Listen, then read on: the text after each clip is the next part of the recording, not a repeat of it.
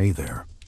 Tonight, I want to ask you something that history class almost never asks honestly. What happened in the lost epoch when whole civilizations vanished without a trace? Because if you look closely, really closely, the human story is not one smooth road from cave walls to skyscrapers. It is broken. It is interrupted. It is littered with ash layers, abandoned streets, undeciphered signs, and places where memory simply stops.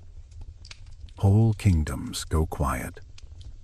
Whole cities sink into jungle or sand.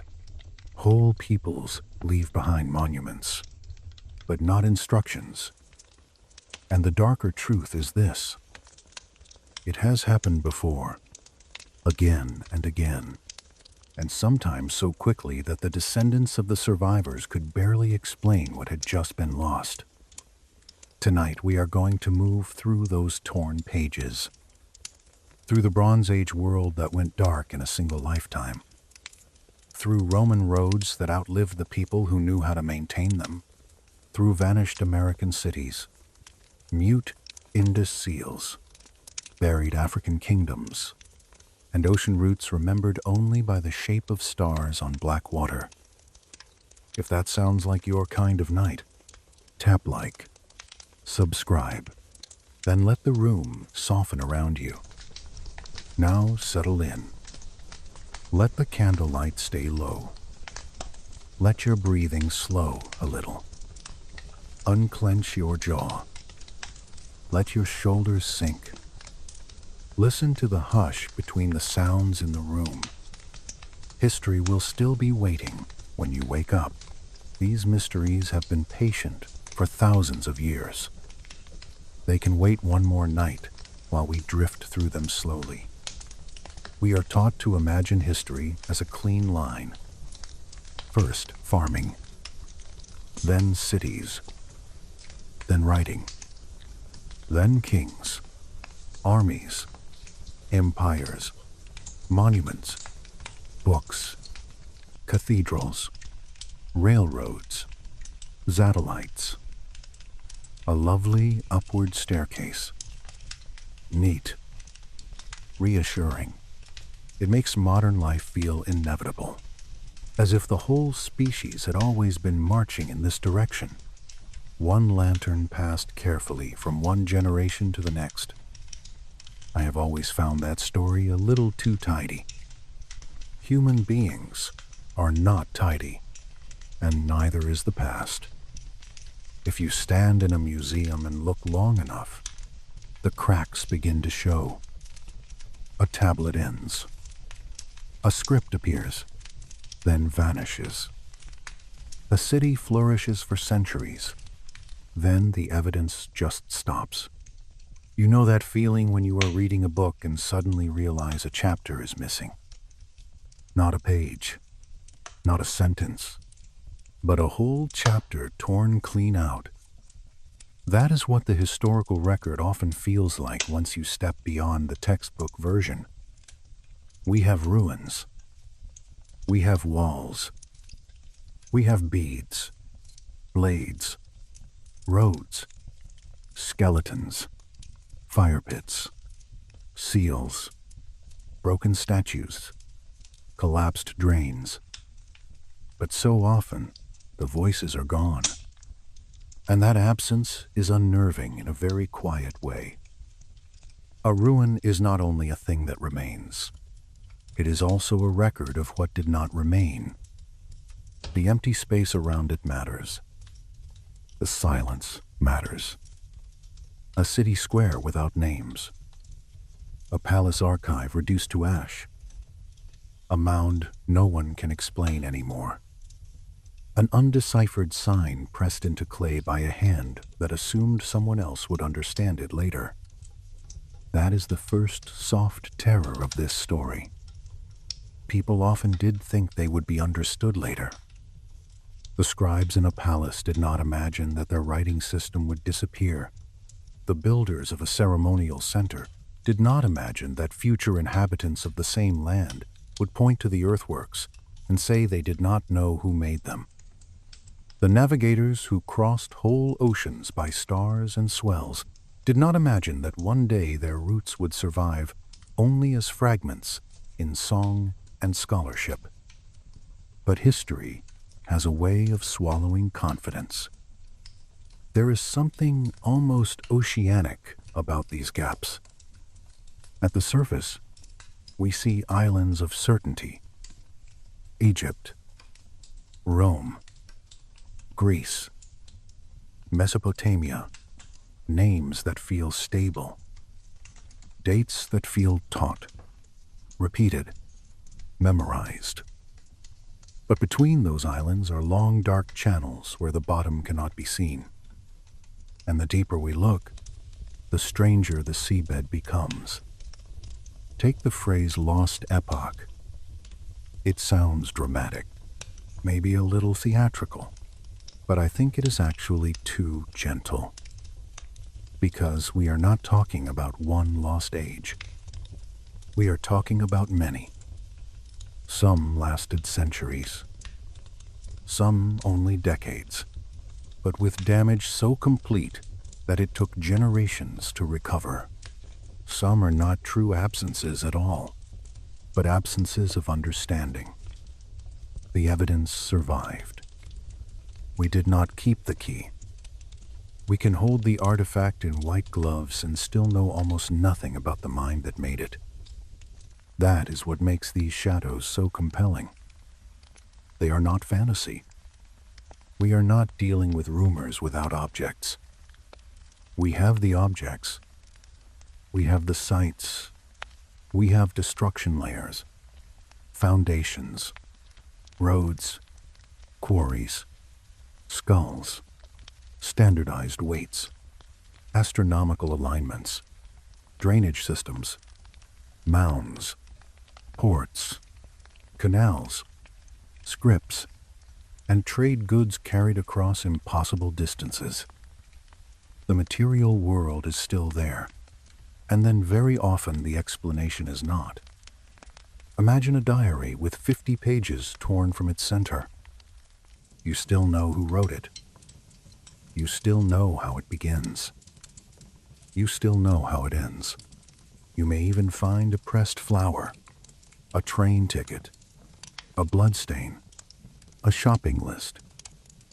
But the crucial section, the marriage, the escape, the illness, the betrayal, the turning point, that section is gone. Now imagine not one diary, but whole shelves of them, from different corners of the world, missing at exactly the moments you most want to understand. That is ancient history more often than most people admit. The Late Bronze Age offers one of the clearest examples. For a while, the Eastern Mediterranean and Near East formed one of the most interconnected worlds humanity had ever built. Ships moved cargo across open water. Kings wrote to one another in diplomatic language. Copper moved from Cyprus. Tin came from astonishing distances. Palaces tracked inventory. Craft specialists shaped bronze, perfumi, textiles, and chariots. Then around 1200 BCE, the lights go out across region after region. Cities burn. Trade routes fall silent. Writing systems disappear. And not in one kingdom alone, but across an entire linked world. The descendants inherit ruins, not manuals. Then Rome. Not the dramatic Rome of cinema, all trumpets and last stands, but the quieter, stranger collapse of infrastructure. Roads remain, aqueducts remain, libraries remain, stone remains. What disappears are the hands, the institutions, the literacy networks, the everyday administrative habits that kept the machine alive. Within a surprisingly short time, Whole regions grow dim to us, not because no one lived there, because fewer people wrote, fewer records survived, fewer voices crossed the centuries. A dark age does not have to mean empty. Sometimes it means hidden. Then the Americas. This one is especially haunting because it happened so recently that instinctively we feel we should know more. Cities in North America, larger than London at certain moments. Earthworks so vast they alter the horizon. Road systems across desert plateaus. Astronomical alignments. Trade networks over continental distance. Then abandonment. Epidemic collapse. Jungle and grass reclaiming what was once intensely human space. By the time many Europeans arrived inland, disease had already raced ahead of them, cutting memory lines before the conquerors even reached the old centers. Then the Indus Valley, a civilization of enormous urban sophistication. Grids, drains, standardized bricks, weights, trade, planning. Yet the seals still refuse to speak. There may be writing there.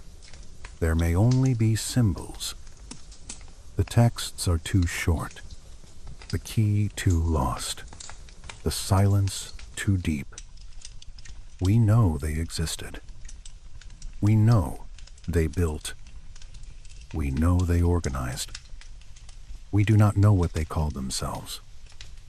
And then Africa, where the gap is not only created by time, but sharpened by erasure.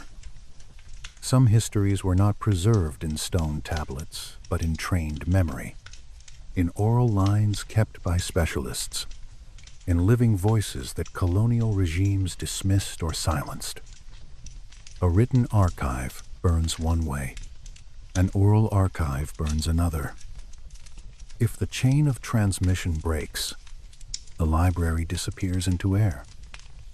And later outsiders say, falsely, that there was no library at all. Then the Pacific. This one almost calms me with its audacity. People crossing the largest ocean on Earth in wooden canoes, reading stars, birds, cloud color, and wave reflection like script on water, finding islands that vanish below the horizon, settling them, linking them, losing much of the detailed knowledge before Europeans ever thought to record it. A whole maritime world surviving mainly in fragments of tradition, archaeology, and the stubborn evidence of sweet potatoes carried farther than they should have gone. And before the familiar Egypt of pyramids and pharaohs, another gap. The Nile world seems to leap too quickly from scattered villages into writing, kingship, and monumental stone engineering. Something must have prepared that leap. Maybe generations of gradual innovation. Maybe migrations from now arid lands. Maybe complex Saharan societies that the desert swallowed. The pyramids stand there almost like the end of a sentence whose beginning blew away in sand. At the farthest edge of tonight lies an even deeper possibility. A climate catastrophe at the Younger Dryas, around 900 years ago, may have erased ways of living we can barely reconstruct. Not necessarily Atlantis. Not fantasy, simply the possibility that late Ice Age humans had become more socially and spiritually sophisticated than older models allowed, and that a global shock destroyed much of the evidence before stable civilization reemerged. It is debated. It is controversial. But the question itself belongs in this room, because that is what tonight is really about. Not proving some secret theory, not forcing certainty where none exists, It is about sitting calmly with fracture, admitting the timeline is broken in places, admitting that progress has never been guaranteed, admitting that knowledge can vanish, that complexity can collapse, that whole peoples can leave behind stone, but not explanation. There is something soothing in that honesty. Current events always demand urgency. The past does not. These mysteries have already outlived empires. They are in no rush. You can rest beside them. You can let them wash over you the way tide washes over half-buried foundations at dusk. Nothing tonight needs to be solved. It only needs to be seen. So before we step into the first great collapse, let the room become a little dimmer in your mind. Picture a candle beside an old map, wax cooling at the edge of the holder, dust in the corners of a wooden table, a thin crackle from the fire. Outside, maybe rain, maybe night traffic, maybe only stillness. Inside, one question laid gently in front of you. What happened in the lost epoch when whole civilizations vanished without a trace? Not completely without a trace. Of course. That would be simpler. The hard part is that they did leave traces. Enough to haunt us. Enough to prove that something magnificent was there. Enough to show us streets and walls and trade and ritual and organization, but not enough to close the distance between our questions and their lives. Now we begin with the Bronze Age world, because it is one of the clearest warnings the past has ever offered. A warning made of ash, broken tablets, and empty ports. A warning that says a civilization can look permanent right up until the moment it is not. That systems can look strong because they are connected, and fail because they are connected. That one human lifetime can be enough for lights to go out across half the known world. And when they do, darkness is not always empty. Sometimes it is full of people surviving among ruins, already forgetting what their grandparents once knew. And maybe that is why these vanished intervals feel darker than ordinary ruins. A ruin still offers shape. A fallen arch tells you an arch once stood. A road tells you movement once mattered. But a gap asks more troubling things. Who stopped speaking here? What chain was broken? Which child became the first person in a family no longer able to read the marks their grandparents had trusted? Which old woman was the last keeper of a root, a prayer, a genealogy, a technique for shaping stone or steering by stars? History does not only disappear in storms and fires. Sometimes it disappears in kitchens and courtyards, in the quiet hour when no one remains who remembers the next line. That is why we have to approach these lost epochs with both caution and tenderness. Caution, because the temptation to fill silence with fantasy is very strong. Tenderness, because silence usually means people suffered enough to lose their continuity. A broken archive is often the shadow of famine, disease, migration, conquest, or ecological strain. Behind every missing chapter, there were human beings improvising under pressure, trying to keep children fed, trying to hold rituals together, trying to remember enough for one more generation. Picture the Eastern Mediterranean around 1225 BCE. The sea is busy. Harbors groan with cargo. Scribes bend over tablets in palace rooms that smell faintly of oil, wax, damp clay, and cedar. Bronze tools ring in workshops. Perfume jars are sealed. Wine is loaded.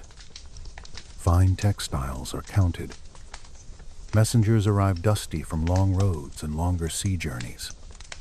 Kings exchange gifts and warnings in formal language, and across the whole system there is a feeling of sophistication, of confidence, of a world large enough to be complicated and stable enough to stay that way. Egypt stands magnificent in the Nile Valley. The Hittite Empire holds Anatolia with its courts and chanceries. Mycenaean Greece gleams with palace centers and warrior elites. The memory of Minoan Crete still lingers. Canaanite and Levantine ports hum with exchange. Cyprus glows with copper wealth. Tin moves from impossibly far away, from regions that only matter because this connected world makes them matter. Amber comes down from the north. Ivory comes from Africa. Ideas travel with goods.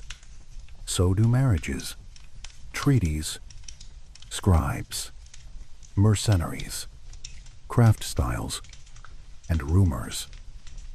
If you were standing in a place like Ugarit at sunset, it might feel as if the whole known world were somehow present in one harbor. Ropes creak. Hull wood taps against stone. A donkey snorts in the street behind the warehouses. Someone breaks a clay seal and checks a shipment by lamplight. A translator repeats a phrase in another language. The smell of fish and tar mixes with incense and wine.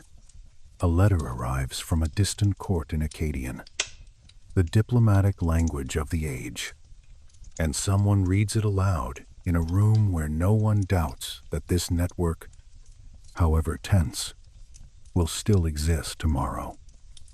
That is what makes what comes next so chilling. Because within the span of maybe 50 years, perhaps a little more, perhaps a little less, depending on the site, this world does not merely weaken, it collapses. Not everywhere in precisely the same way. Not on the exact same day, but across the eastern Mediterranean and Near East, destruction layers begin to appear with such concentration that the archaeological record starts to feel like a fever chart. Hattusa, the Hittite capital, burned. Ugarit destroyed so completely it was never rebuilt in any meaningful sense. Palaces in Mycenaean Greece, Pylos, Mycenae, Tiryns, all stricken by fire, abandonment, or rapid decline. Troy destroyed again in one of its final Bronze Age phases. Major Levantine centers shattered, administrative archives ending suddenly, writing systems falling silent, trade routes disintegrating. The old world does not slowly dim. It flickers, then goes dark. I want you to slow that down for a moment. Imagine a palace archive in its last week. A scribe presses signs into damp clay. The list is practical. Bronze locations, labor, rowers, grain. Outside, watchers have already been stationed on the coast. There is tension in the rooms. Supplies are being counted more carefully. Maybe doors are reinforced. Maybe a messenger has arrived with troubling news from another city. Maybe someone speaks a place name and the room falls quiet because that place was supposed to be secure. The tablet is set aside to dry. Then the fire comes. Roof beams crack. Clay bakes hard in heat meant for destruction. And because of that terrible accident, the tablet survives while the people do not. This is one of the bitter ironies of the Bronze Age collapse. We know some of it happened because fire preserved the final moments. At Pylos, for example, the linear B tablets survived because the palace that housed them burned. Had the palace remained safe, the tablets might have dissolved in damp soil and we would know less, not more. Disaster itself creates the fragment that reaches us. The destruction is not isolated. That is what makes it feel almost supernatural, until you remind yourself that complex systems can fail across distance. More than 40 major sites show destruction or terminal abandonment around this period. The dates are not identical, but they cluster with disturbing force. The world that had linked 3 continents through bronze, diplomacy, and administration becomes a field of smoking breaks in continuity. And then comes the real discomfort. We do not know exactly why. That does not mean we know nothing. It means we know too many partial things and cannot prove which one lit the first match. One of the most famous explanations centers on the Sea Peoples. In Egyptian inscriptions, especially under Ramesses III, they appear as a terrifying confederation of raiders and migrants from the midst of the sea. The names are haunting and slippery. Peleshet, Cheker, Shekelesh, Denyen, Weshesh. Some scholars cautiously connect one or another of these names to later groups. Philistines, perhaps, or peoples from Sicily or the Aegean. But honestly, the certainty fades very quickly. Egyptian records are not ethnographic textbooks. They are royal inscriptions, political, selective, dramatic. Still, the image is powerful. Ships crowding coastlines, families and fighters moving together, a world of maritime violence. Ramesses III presents himself as the defender who halted the storm at Egypt's edge. And yet, even in victory, there is weakness. Egypt survives, but diminished. A great power can survive and still be fundamentally altered. The problem is that the Sea Peoples do not explain everything. Some of the great destructions seem to begin before their most famous appearance in Egyptian records. Hattusa may already be gone. Mycenaean centers are already under severe stress. So were these raiders the cause of the collapse, or one of its symptoms? Refugees turned invaders. Displaced populations on the move because other systems had already broken behind them. That possibility makes the picture sadder and more complex. The attackers might also have been survivors. Another explanation is drought. Paleoclimate evidence suggests parts of the eastern Mediterranean experienced serious drying around this time. Tree rings narrow. Pollen records shift. Lake levels fall. If harvests fail repeatedly across an interconnected world dependent on surplus, the consequences become cruel very quickly. Cities need grain. Armies need grain. Palace economies need grain to reward labor, stabilize hierarchy, and keep loyalty from fraying. Famine can turn subjects into rebels, migrants, or raiders. It can make roads unsafe and grain stores political targets. You can imagine a village inland from the coast. The wheat is poor this year. Again, the well is lower. Again, children are quieter during the evening meal. Again, a local official still demands the same share for the palace. Again, something changes in the eyes of the people hearing that demand. That change may not look like history yet, It looks like anger, but history often begins there. Even so, drought alone feels insufficient. Civilizations had endured hard years before. Egypt in particular knew how to manage fluctuation in the Nile. Environmental stress explains pressure, but not always the sudden concentration of fire and abandonment. The archaeological record feels too violent in too many places for one simple cause. That is why many scholars turn to systems collapse. And in some ways, this is the explanation that feels most quietly modern.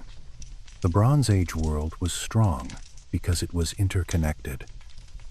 It was also fragile because it was interconnected. Bronze itself depends on distant supply chains. Tin and copper come from different places. Luxury goods encourage diplomacy and dependence. Palace economies become increasingly specialized. A kingdom exports one thing and relies on imports for another. Administrative systems become more elaborate, more efficient, and more brittle. Everything works while everything works. Then one node fails, or two. A road becomes unsafe. A port burns. A grain region dries. A vassal state rebels. A refugee wave hits a border already strained. A palace cannot pay retainers. A local lord decides to hold back shipments. A second city panics. A third fortifies. A fourth falls. No one individual event explains the whole disaster, but the network carries instability as efficiently as it once carried goods. It is the house of cards image, and I know that metaphor can sound overused, but here it fits with uncomfortable precision. A highly organized system, elegant in balance, can become acutely vulnerable when every piece assumes the others will remain in place. Remove enough support quickly enough, and collapse becomes not gradual but cascading. There may have been earthquakes too. Some sites show damage that suggests seismic activity. A few researchers speak of earthquake storms, sequences of destructive quakes moving across fault lines over decades. New military technologies may also matter. Changes in infantry tactics, cheaper iron use in some regions, shifts in warfare that undercut palace-based chariot elites. Perhaps all of it matters. Drought, war, migration, seismic shock, trade breakdown, political fragmentation, systems failure. That may be the real horror. Not one monster at the gate, but several smaller disasters arriving together and feeding one another. In Greece, the effect is especially haunting. The palace world of the Mycenaeans disappears. Linear B writing, once used for administrative records, vanishes so completely that later Greeks forget it ever existed. For centuries, Greece enters what we call its Dark Age. Population shrinks drastically. Monumental architecture stops. Long-distance exchange dwindles. Pottery simplifies. The old palatial bureaucracy does not evolve into something smaller and continuous. It breaks. When writing returns centuries later through the adapted Phoenician alphabet, it is effectively a fresh start. That means the descendants of those palace peoples lived for generations among ruins they could not fully explain. I want to linger there for a moment. A child in a smaller village walking past fallen stone from a much older hall. The columns are too large, the walls too thick, The decoration too strange. The adults know only pieces. A grandfather tells a story about older kings, maybe with some truth in it, maybe mostly legend now. The past has already become myth before the soil has even settled over it. Egypt also changes.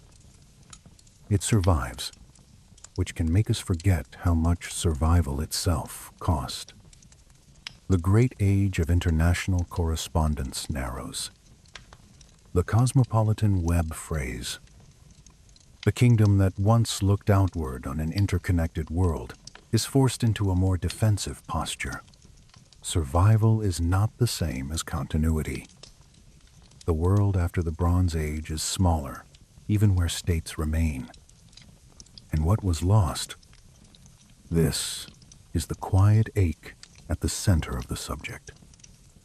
Libraries, technical knowledge, local scripts, trade habits, diplomatic memory, songs, stories, names of specialists whose craft line ended with them. Some writing systems remain undeciphered. Others disappeared before they could transmit anything further. Even in places where texts survive, they often survive patchily, like bones after a fire. Enough to prove a body existed, not enough to reconstruct the face fully. Think of the Minoans. Their script, Linear A, still unread. Think of archives that may have burned where no baked tablets remained. Think of oral traditions cut when populations scattered. We often ask, what civilization achieved? Less often we ask, how much achievement can die with the scribes, artisans, and sailors who embodied it? The recovery, when it comes, does not restore the old world. This is important. After the dark centuries, Greece returns. Yes, but not as Mycenae reborn. The later polis world is different in structure, culture, economy, and self-understanding. The Bronze Age palace order does not rise from its own ashes. Something else grows in its place. That is one reason the collapse feels like an amputation rather than a transition. A branch is cut. A new branch grows elsewhere on the trunk. There is a lesson in that, and it is one worth stating softly. Civilization is not a staircase. It is a field of temporary intensities. Some bloom. Some harden into institutions. Some connect so widely they seem permanent. Then, under enough simultaneous pressure, they break. And the breaking can happen faster than anyone inside the system thinks possible. That is why the Bronze Age collapse feels so modern. Supply chains, interdependence, specialization, political strain, climate pressure, displaced peoples, administrative overcomplexity. These are not ancient curiosities. They are recurring human conditions. Maybe that is why this subject can feel eerie late at night. It suggests that the difference between stability and amnesia is thinner than we like to believe. But there is also something calming in facing that honestly. The people who survived the collapse did survive. They ate simpler meals, lived in smaller communities, forgot certain things, relearned others, carried forward enough for later worlds to form. Darkness did not mean extinction. It meant contraction, a narrower horizon, a humbler life, a long time spent in the ruins of a more connected age. As the flames settle, and the ash cools over our first lost epoch, we step toward another. Another world of roads and cities and paperwork and habit. Another system so elaborate that once its invisible support fails, the visible stone seems almost embarrassed to remain standing. Next comes Rome, and the strange dark that follows, not because buildings vanish first, but because memory, literacy, and maintenance do. Rome does not vanish all at once. That is what makes its disappearance so unnerving. If a city burns in one night, the mind accepts the violence and moves on. But if the walls remain standing, if the road still runs straight across the countryside, if the aqueduct still casts its long arches against the evening sky, then collapse becomes something slower and stranger. It becomes a kind of forgetting that happens while the stone is still there. Picture the Western Empire in the 5th century, not in the grand language of school books, but in the half-light of daily life. A road running out from a provincial city, carts moving over fitted stone, tax records stored in a damp office where ink, wax, and parchment hold together the ordinary machinery of empire. Grain arriving from distant fields and farther provinces. A clerk reading out numbers in a voice made flat by repetition. A magistrate sealing a decision. A mason repairing a public fountain because someone paid him, and because someone above that, someone still expected the fountain to work. This is what empire really is. Not only armies and banners. Schedules, maintenance, literacy, trust in the idea that the next official will arrive, the next payment will clear, the next shipment will come. Then remove that trust slowly, not in a thunderclap. In a series of interruptions, a road repair is delayed. A tax shipment fails to arrive. A garrison is reassigned. A warehouse stands half full one year, then 1/4 full the next. A city official dies and is not replaced by anyone equally trained. A school shrinks because fewer families can spare children for letters.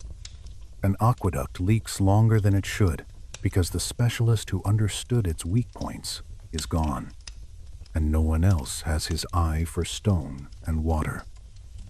The system does not shatter in one theatrical moment. It begins to run in reverse. The year 476 CE is the traditional marker, the moment when the last Western emperor, Romulus Augustulus, is pensioned off by the Germanic general Odoacer. It is tidy on a timeline. It is much less tidy in lived experience. Most people alive then did not wake up and announce that they had entered a new age. They woke to weather, rent, hunger, taxation, rumor, military movement, and the ordinary concerns that fill any uncertain century. And yet, within a surprisingly short span, huge parts of Western Europe become darker to us, not because no one lived there, but because fewer people wrote, fewer institutions endured, and fewer records survived. The physical remains of Rome lingered like a shell after the animal inside had died. Roads still stretched across provinces. Bridges still held. Baths still stood, even if they were colder now and less frequently maintained. City walls still marked old boundaries. Libraries still existed in some places. Statues stared with their blank marble patience. Everything visible suggested continuity, but the invisible structures, the payrolls, the shipment schedules, the legal routines, The educational pipelines, the urban food systems, those were the true arteries. When they narrowed, the empire could continue to look alive after its circulation had already failed. This is why the fall of Rome becomes, in the centuries after it, less a dramatic fall than a long retreat from complexity. The big cities depended on imported grain and stable taxation. Without secure long-distance logistics, urban life became harder to sustain. A city can feel eternal until bread stops arriving. Then eternity becomes a very practical question. Where will people eat? Where will they get water if the aqueduct is not maintained? Who will clear the streets? Who will repair a collapsed roof? Who will pay the workers? Who can still read the old instructions? The population decline across many former Roman regions was staggering. Some cities lost most of their inhabitants. Britain is perhaps the most haunting case. Roman towns that had once held baths, forums, workshops, and administrative offices thinned out, then emptied. Stone buildings were stripped for reuse. Tile roofs collapsed. The rhythm of urban life faltered. Pottery industries simplified. Construction reverted in many places to wood. A person born in post-Roman Britain could walk through the remains of masonry that no one around them knew how to reproduce at the same scale. Imagine being that person. Rain on old stone. Grass between paving slabs. A half-standing wall from a room whose purpose is already unclear. The empire receding not into pure absence, but into incomprehension. Literacy follows the same pattern. This part is often misunderstood. People did not stop reading because books became unfashionable.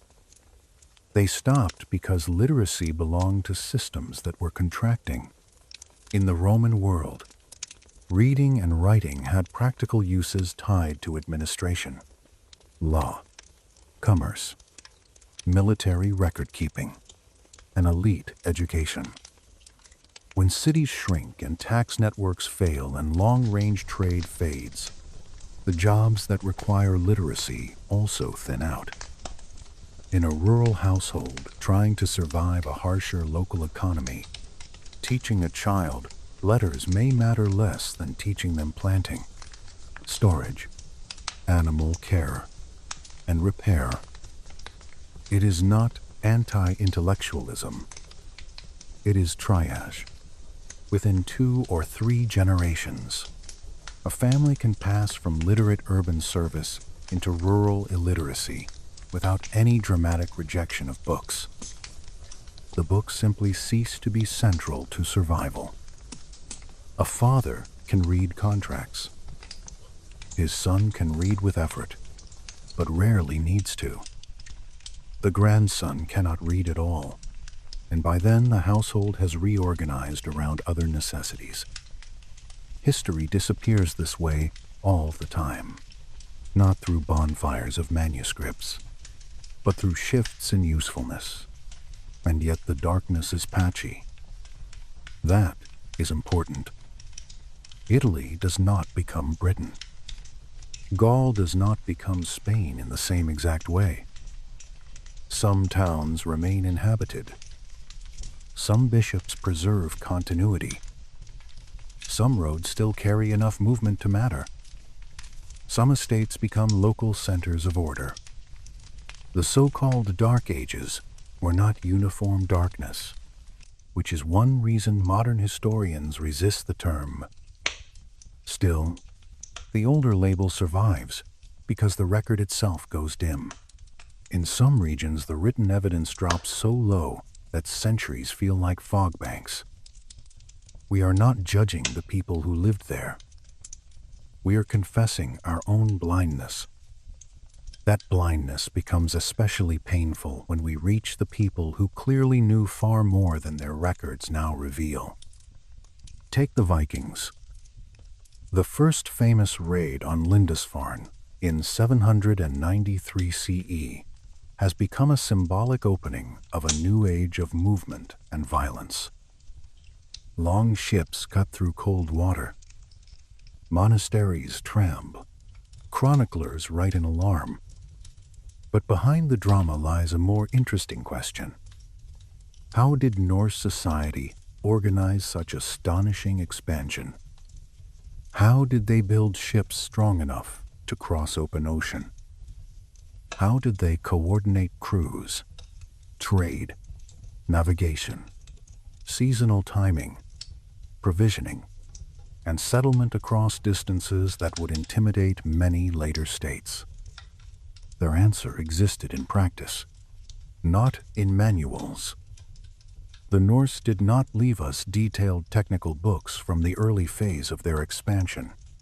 Their sagas are later, beautiful, unreliable, layered with memory and myth. The artifacts survive. The exact operating logic often does not. That pattern repeats constantly in the early medieval world. We find evidence of sophisticated metalworking. We find imported goods from very far away. We find carefully built churches or halls. We find burial goods that imply status, trade, and symbolic worlds richer than our written record can explain.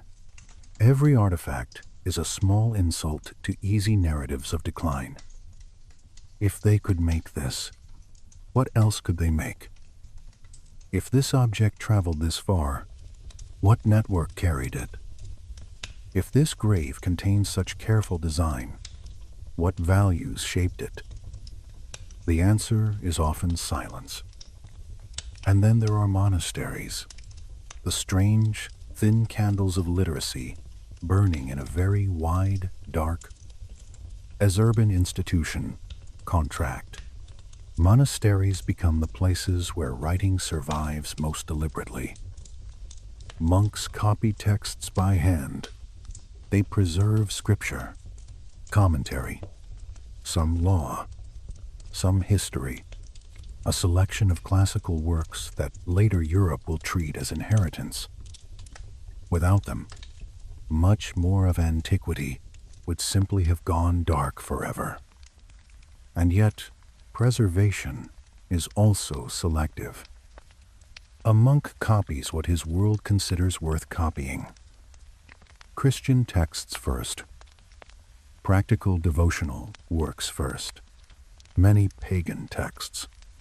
Scientific treatises. Local records. Technical manuals. And entire bodies of literature vanish not because someone hated them personally, but because parchment is expensive, labor is slow, and selection always leaves ghosts.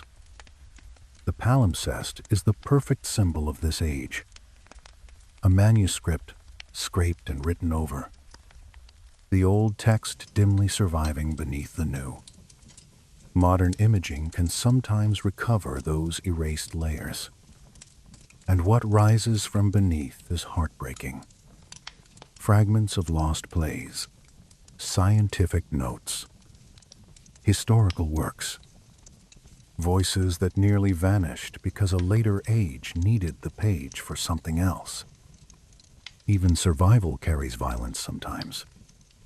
To save one text is often to let another die.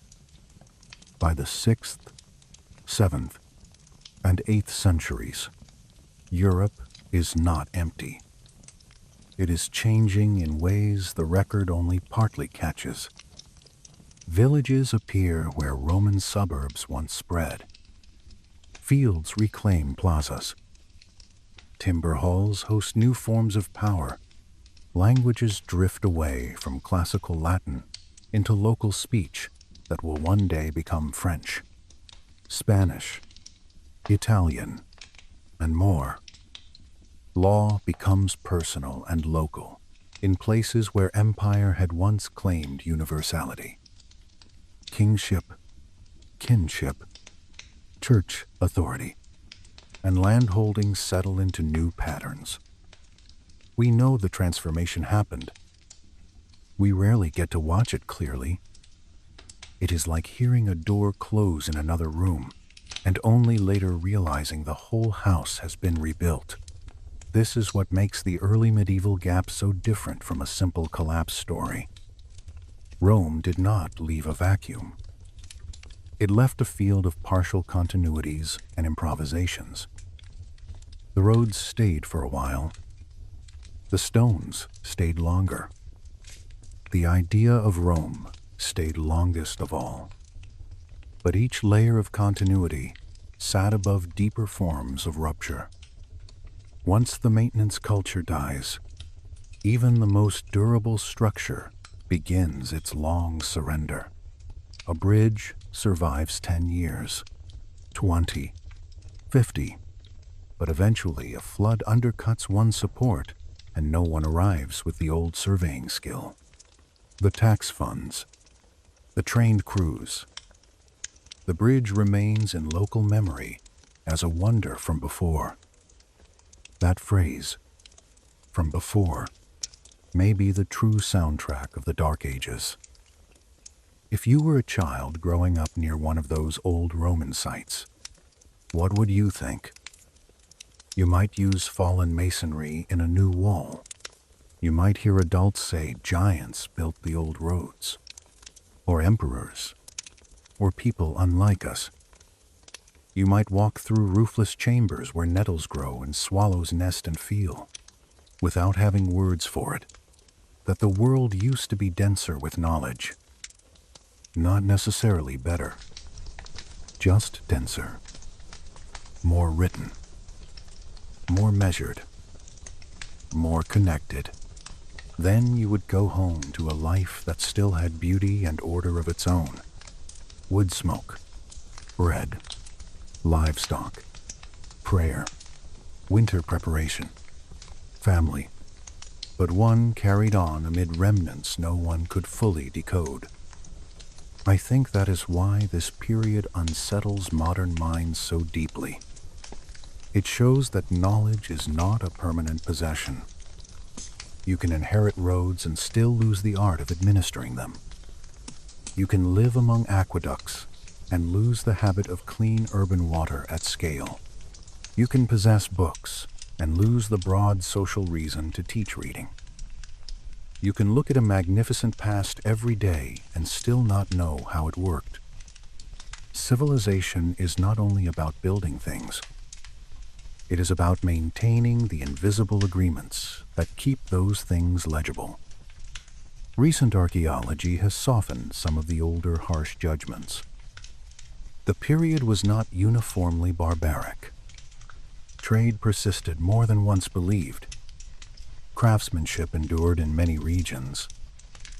Local sophistication survived, and yet the darkness remains real in another sense. We cannot see enough. Too many frames are missing from the film. We know Rome. We know medieval Europe.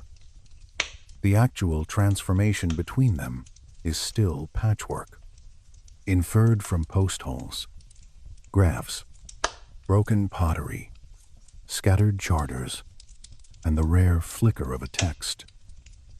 People lived entire lives in those centuries that we can barely sketch. They loved, argued, rebuilt, migrated, remembered, forgot, and died. Most of their names are gone. That is the ache of this lost epoch. Not that Europe became simpler for a while, but that so much of the process passed unwritten or was later lost. A literate world contracted into pockets of literacy. A technical world became more local, more embodied, less archived. The lights did not go out everywhere. They went out unevenly. which in a way is even more haunting.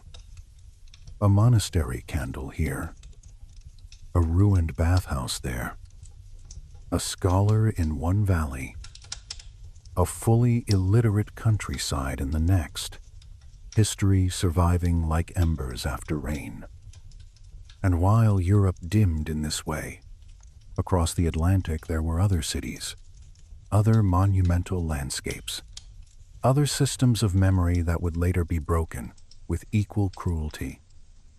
In the next part, we move there, to the Americas before European conquest, where giant mounds rose from river valleys, stone cities clung to cliffs, and millions lived in worlds that would be nearly erased before their own full story could be written down. When Europeans first pushed into the interior of the Americas, many of them believed they were entering emptiness. A few villages, some scattered communities, great stretches of forest, grassland, and river country that looked untouched except by weather and animals. This impression became one of the most damaging myths in world history. The New World as open land, a wilderness waiting, a continent mostly vacant until outsiders gave it history. Archaeology has spent the last century quietly dismantling that lie, basket by basket, trench by trench, scan by scan. Before contact, the Americas were not empty. They were crowded in ways that later survivors could no longer fully describe. Cities stood where fields now stretch. Trade routes crossed river systems and deserts. Monumental earthworks altered horizons. Astronomical alignments marked seasons. Storage, ritual, hierarchy, and craft specialization existed in forms still only partly understood. Then came abandonment, epidemic disease, war, forced movement, and the collapse of memory chains so complete that by the time many Europeans arrived, they were often looking at landscapes already wounded into silence. Cahokia is one of the clearest examples, and one of the saddest. Around the year 1050, near what is now St. Louis, a city rose that was larger than London at the same time, larger than Paris, larger than any other urban center north of Mesoamerica. Its central mound, now called Monk's Mound, still dominates the site, with a calmness that feels almost unreal when you know it was built basket by human hands. Millions upon millions of cubic feet of earth moved without draft animals, without modern engines, without metal shovels. Just labor, organization, authority, and time. Imagine dawn there, mist hanging low over the great plaza, the ground dark with moisture, hundreds of people already moving, some carrying baskets of soil, some directing where the next layer should rise, some repairing wooden structures, some preparing food for workers. Off to one side stands a great timber circle, what archaeologists call Woodhenge, aligned with the sun, a calendar in posts and shadow. Nearby, houses cluster in ordered districts. Smoke rises from hearths. Children run along packed paths. Priests, chiefs, labor organizers, craftspeople, traders, farmers, all crossing the same urban fabric. This was not a large village. It was a civilization. The city at its peak may have held 10,000, 20,000, perhaps far more if one counts the wider urban and suburban spread. The numbers remain debated, but the scale is beyond doubt. The central plaza alone was vast. The palisade that later enclosed parts of the city demanded tens of thousands of logs. You do not cut, transport, and set that much timber without coordination. You do not feed that many workers without agricultural surplus. You do not maintain such a place without a social world dense with rules, belief, and administration. And yet around 1,354, Cahokia empties, not in one cinematic fire, not beneath an obvious conquering army. It thins, strains, and then is abandoned. The reasons remain debated. Some point to environmental stress, overuse of nearby forests, erosion, resource pressure. Some point to climate fluctuation, regional drought, shifts in the Mississippi and its flood patterns. Some suspect political fragmentation, social unrest, ritual crises, or disease. The truth may be several of these together. What matters for our story is that one of North America's great cities fell silent well before most Europeans ever came near it. By the time later outsiders reached the region, the city had been gone for generations. Nearby, peoples did not preserve a clear, detailed civic history of Cahokia's rise and fall in a way that survived colonial recording. And that absence is not evidence of insignificance. It is evidence of how vulnerable non-written systems of memory become when demographic and political catastrophe intervene. A city can disappear twice. First physically, then culturally. Cahokia was not unique. Across the Mississippi Valley and the southeastern woodlands, the Mississippian world built mound centers, ritual landscapes, and trade systems on a continental scale. Etowah in Georgia, Moundville in Alabama, Spiro in Oklahoma, many others. Copper moved from the Great Lakes. Shell came from the Gulf Coast. Exotic stone traveled immense distances. Symbols and ceremonial objects circulated through networks that imply diplomacy, hierarchy, and shared cosmology. The old map of North America as lightly inhabited begins to look absurd once you sit with the evidence long enough. Then there is Chaco Canyon, farther west, where another kind of sophistication took shape. In the dry country of the American Southwest, ancestral Puebloan peoples built great houses of stone and timber, room after room, story above story, with alignments tied to solar and lunar cycles, and a road system that still astonishes. Pueblo Bonito alone contained hundreds of rooms.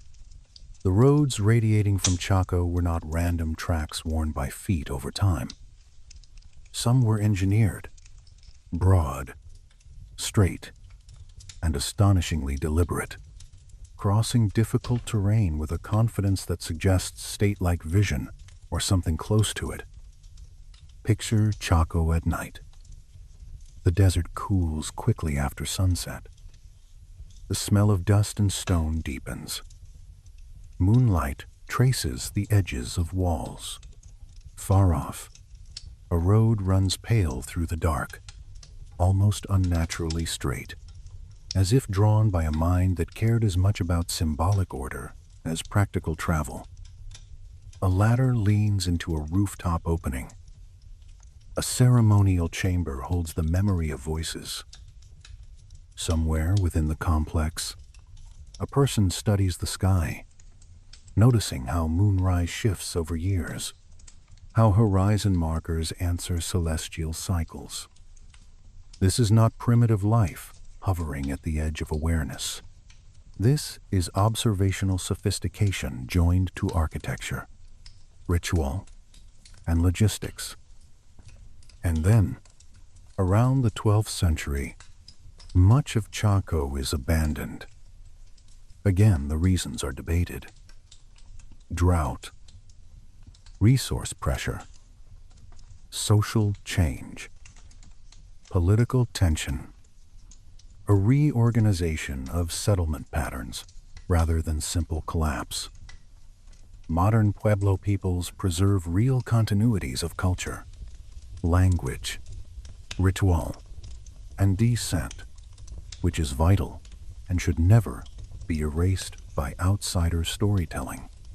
But the exact historical process, why this center rose to such extraordinary influence, and why that influence ebbed, remains only partly visible. The rooms remain. The roads remain. The full explanation does not. That same rhythm repeats elsewhere. Mesa Verde and the cliff dwellings. Large populations, careful stone construction, long habitation, then departure. Sometimes the departure feels almost ceremonial in its order, people carrying what they could, leaving rooms empty, ladders removed, doors sealed by absence. When you walk such places in imagination, what strikes you is not only loss, but the thickness of life that once filled the space. Cooking smoke, grinding stones, footsteps on ladders, children learning where not to stand near an edge, ceremonies under winter stars, all of it gone into the air. And then European contact magnifies every existing fragility into catastrophe. The cruelest part is that disease often outruns the colonizer. Smallpox, measles, influenza, typhus, pathogens moving through trade and kinship networks faster than any army or expedition.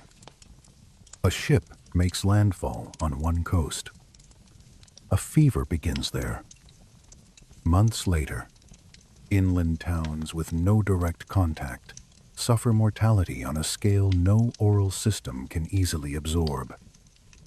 When the elders die in clusters, history dies with them. Genealogies, ceremonial knowledge, place names, foundation stories. The chain breaks. This is why the gap in pre-Columbian American history is so maddening. We are not always dealing with mysteries from 10,000 years ago. Sometimes we are dealing with highly developed societies thriving only 500 or 600 years before our own moment, and yet their detailed internal narratives remain inaccessible. We know more about Roman political gossip than we do about the everyday governing structures of Cahokia. We can read letters from medieval Europe in absurd detail. Yet the social logic of some North American urban centers survives only in archaeology and broken recollection. That is not because those societies lacked sophistication. It is because the record was shattered before it could be translated into forms Europe later recognized as legitimate history. The same grim pattern appears across broader regions of the Americas. In the Amazon, once dismissed as untouched wilderness, too poor for dense human life, LIDAR and archaeological research have revealed vast earthworks, settlement networks, managed forest systems, and evidence that large populations once lived in landscapes outsiders later called pristine. Pristine often means only this: the people who shaped the land were killed or scattered before the later observer arrived. A silence produced by tragedy gets mistaken for nature. The Newark earthworks in Ohio offer another variation. Immense geometric forms, circles, octagons, alignments on a scale that required planning. surveying, labor mobilization, and cosmological purpose. No one builds those by accident. No one maintains them for generations without a strong ritual or political framework. Yet we cannot ask the builders what those forms meant in their own words. We infer from layout, orientation, ethnographic parallels, fragments of continuity. But inference is not the same as hearing the architects speak. This is the haunting thing about monumental landscapes without intact explanatory traditions. They feel articulate and mute at once. The mound says labor. The alignment says astronomy. The plaza says gathering. The roads say administration or pilgrimage or both. The grave goods say hierarchy, memory, exchange, and still the whole system withholds its final grammar. It is like standing in front of an enormous machine whose moving parts are visible but whose language of operation is lost. When Europeans did write about native societies, they often wrote in the most distorting conditions possible. After disease, during invasion, amid missionization, enslavement, forced relocation, terror, and demographic collapse. Even then, some early chroniclers describe densely settled regions in the southeast, with town after town, fields in active production, plazas, chiefdoms, and ceremonial centers. A century or two later travelers cross some of the same zones and find relative emptiness. What changed was not that the earlier writers exaggerated a crowded landscape into being. What changed was that microbes and conquest had already done their work. Consider Hernando de Soto moving through the southeast in the 1540s. His expedition encountered substantial communities, stores of food, organized leadership, and populations large enough to feed or resist intruders for a time. Now imagine a French traveler taking similar routes generations later through lands where epidemic after epidemic had already cut the human fabric apart. The second traveler mistakes aftermath for original condition. This is how false histories are born. Oral traditions were the main historical archive for many societies in North America. This is sometimes mentioned as if it were a weakness. It was not. It was a system, rigorous in its own way, embedded in ceremony, kinship, repetition, and place. But oral history needs living carriers. Kill enough of the carriers at once. Disperse the communities, criminalize ceremonies, remove children from elders, and the archive shatters. A written library can burn in a day. An oral library can burn over a generation and leave almost no visible ash. That is why so many mounds, roads, plazas, and cliff cities reached the colonial world stripped of context. The descendants remained. The continuity remained in many sacred and cultural forms. But the exact civic memory of this mound, raised by that leader at this date after that crisis, such details had often already been cut loose by mortality and rupture. The monuments outlived the manuals. And still, the archaeology keeps widening the picture. Ground-penetrating radar, LIDAR, satellite imaging, soil analysis, settlement modeling, all of it keeps telling the same quiet truth. The Americas before European conquest were denser, more urban, more managed, more interconnected, and more historically complex than outsiders long allowed. The tragedy is not only that those worlds suffered violence, it is that their sophistication was then hidden beneath the myth of emptiness. If you stand in imagination at Cahokia after abandonment, the place feels almost impossible. Grass moving over a plaza once packed hard by thousands of feet, mound slopes softening in rain, timber rotting. The last people who still remember the great city as a living thing becoming fewer and fewer. A child hearing the old story only once because the grandparent who knew the next part dies in the next fever season. A century later, a traveler sees only hills. That is how civilization slips out of history. Not all at once, through rupture in memory. In the next part, we move to a civilization that left its own marks in great abundance, but marks we still cannot read. The Indus Valley, a world of brick, drains, seals, and urban order so advanced that it feels almost modern in places, and yet almost completely silent when we ask the simplest human questions. Who were you? What did you call yourselves? What did these signs mean? The Indus Valley civilization leaves behind one of the strangest feelings in all of ancient history.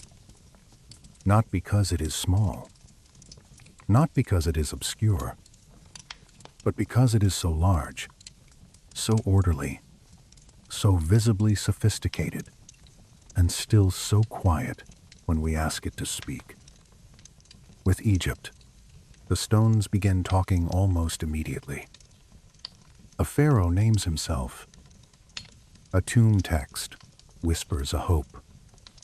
A stele boasts. In Mesopotamia, clay tablets pile up in rooms and tell us about grain, contracts, gods, and complaints. In the Indus world, the bricks remain, the drains remain, the weights remain, the seals remain, but the people themselves hover just beyond the edge of hearing. Picture Mohenjo-Daro at first light. The air is warm already. Dust lies soft on the street edges. The baked brick walls hold the memory of yesterday's heat. A woman pours water into a small bathing area inside a house. Somewhere nearby, a drain carries wastewater away under a carefully covered channel. A trader checks a seal. A child runs past a doorway and vanishes into a lane laid out with such calm precision that it feels less like a village that grew and more like a city that was thought through in advance. That is one of the first unsettling things about this civilization. It looks planned, deliberately, patiently, repeatedly. The Harappan world, as archaeologists usually call it, stretched across a huge region of what is now Pakistan and northwestern India. Its mature phase flourished roughly between 2600 and 1900 BCE. At its height, it may have supported around 5 million people, perhaps more depending on the estimate. That is not a modest experiment. That is one of the largest urban cultures of the ancient world. And yet, when you try to enter its inner life, the doors stay half closed. Mohenjo-Daro and Harappa are the names most people know, though even those names come from much later languages. The original names are lost.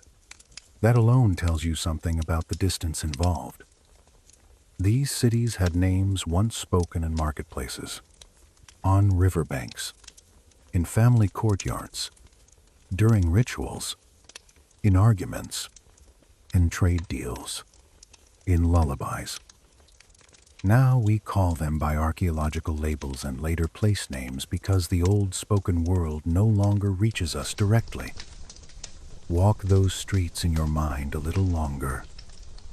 north, south, east, west, intersections almost unnervingly regular, bricks made to standardized ratios, house after house connected to drainage, wells built into neighborhoods, multi-story structures in some areas, storage, workrooms, quiet geometry everywhere. It does not feel accidental. It feels administered. But administered by whom? That is one of the central mysteries. In Egypt, elite power rises into visibility through tombs, palaces, names, and carved declarations. In Mesopotamia, rulers leave inscriptions and temples dominate the urban texture. The Indus world is different. There are no obvious giant royal palaces, no clear line of named kings carved into stone, no monumental warrior statues staring down from city gates, no massive temple complexes that scream centralized priestly power in the way later civilizations often do. And yet someone standardized the bricks. Someone maintained the drains. Someone regulated weights and measures. Someone organized labor on a scale large enough to sustain urban order over centuries. You can feel the hand of structure everywhere, but the hand itself remains hidden. This has led scholars into a kind of disciplined frustration. Perhaps authority was more distributed. Perhaps merchant groups mattered more than royal households. Perhaps ritual and civic life were intertwined in forms we do not recognize because we are too used to kings leaving their names on everything. Perhaps centralized power existed, but in buildings we have misread, or in materials that did not survive, or in a political culture less invested in monumental self-advertisement. There are theories. There is no decisive answer. And then there is the script. The little signs on seals, tablets, pottery, copper objects. Beautiful, compact, incised with care. Sometimes a unicorn-like animal above them, sometimes a bull, sometimes a human or divine-looking figure. The symbols themselves are elegant and maddening. A few signs here, a few there. The longest inscription still painfully short. If only they had left us one long text, one king list, one legal formula, one funerary prayer, one temple hymn, just one. But the script comes to us in fragments so brief that it resists every easy method. Some scholars argue it is a full writing system, representing language. Others doubt that, suggesting it may have been a highly structured, symbolic system for identity, ownership, status, trade, or ritual. Statistical studies have gone back and forth. Computers detect meaningful pattern. Skeptics warn that short strings can mislead. Machine learning proposes possibilities. The seals continue to say nothing that all scholars can agree on. I think that is part of what makes the Indus Valley so haunting. It is not silence from absence. It is silence from presence. The marks are right there. The voice is almost in our grasp. Almost. Imagine an archaeologist in a museum storeroom lifting one of those seals. It is cool in the hand, smooth in places from age. A tiny carved beast stands beneath 4 or 5 signs. The seal, once pressed into clay on a jar, a bundle, a door, a shipment, perhaps announcing a person, a household, a guild, a god, an office, a promise, a tax, a destination. The object is ordinary and immense at once. Ordinary because someone once used it in daily life. Immense because its meaning now lies just beyond the last door we cannot unlock. The great bath at Mohenjo-Daro deepens the feeling. A large brick tank with waterproofing, steps descending into still water, surrounding rooms, careful drainage. It feels ceremonial. It feels civic. It feels important. But why exactly? Ritual purification, political gathering, elite performance, communal rites. Again, we infer from structure, not from text. The city gives us its shape, but not its self-explanation. Their system of weights and measures adds another layer. Standardization across such a wide area means shared norms.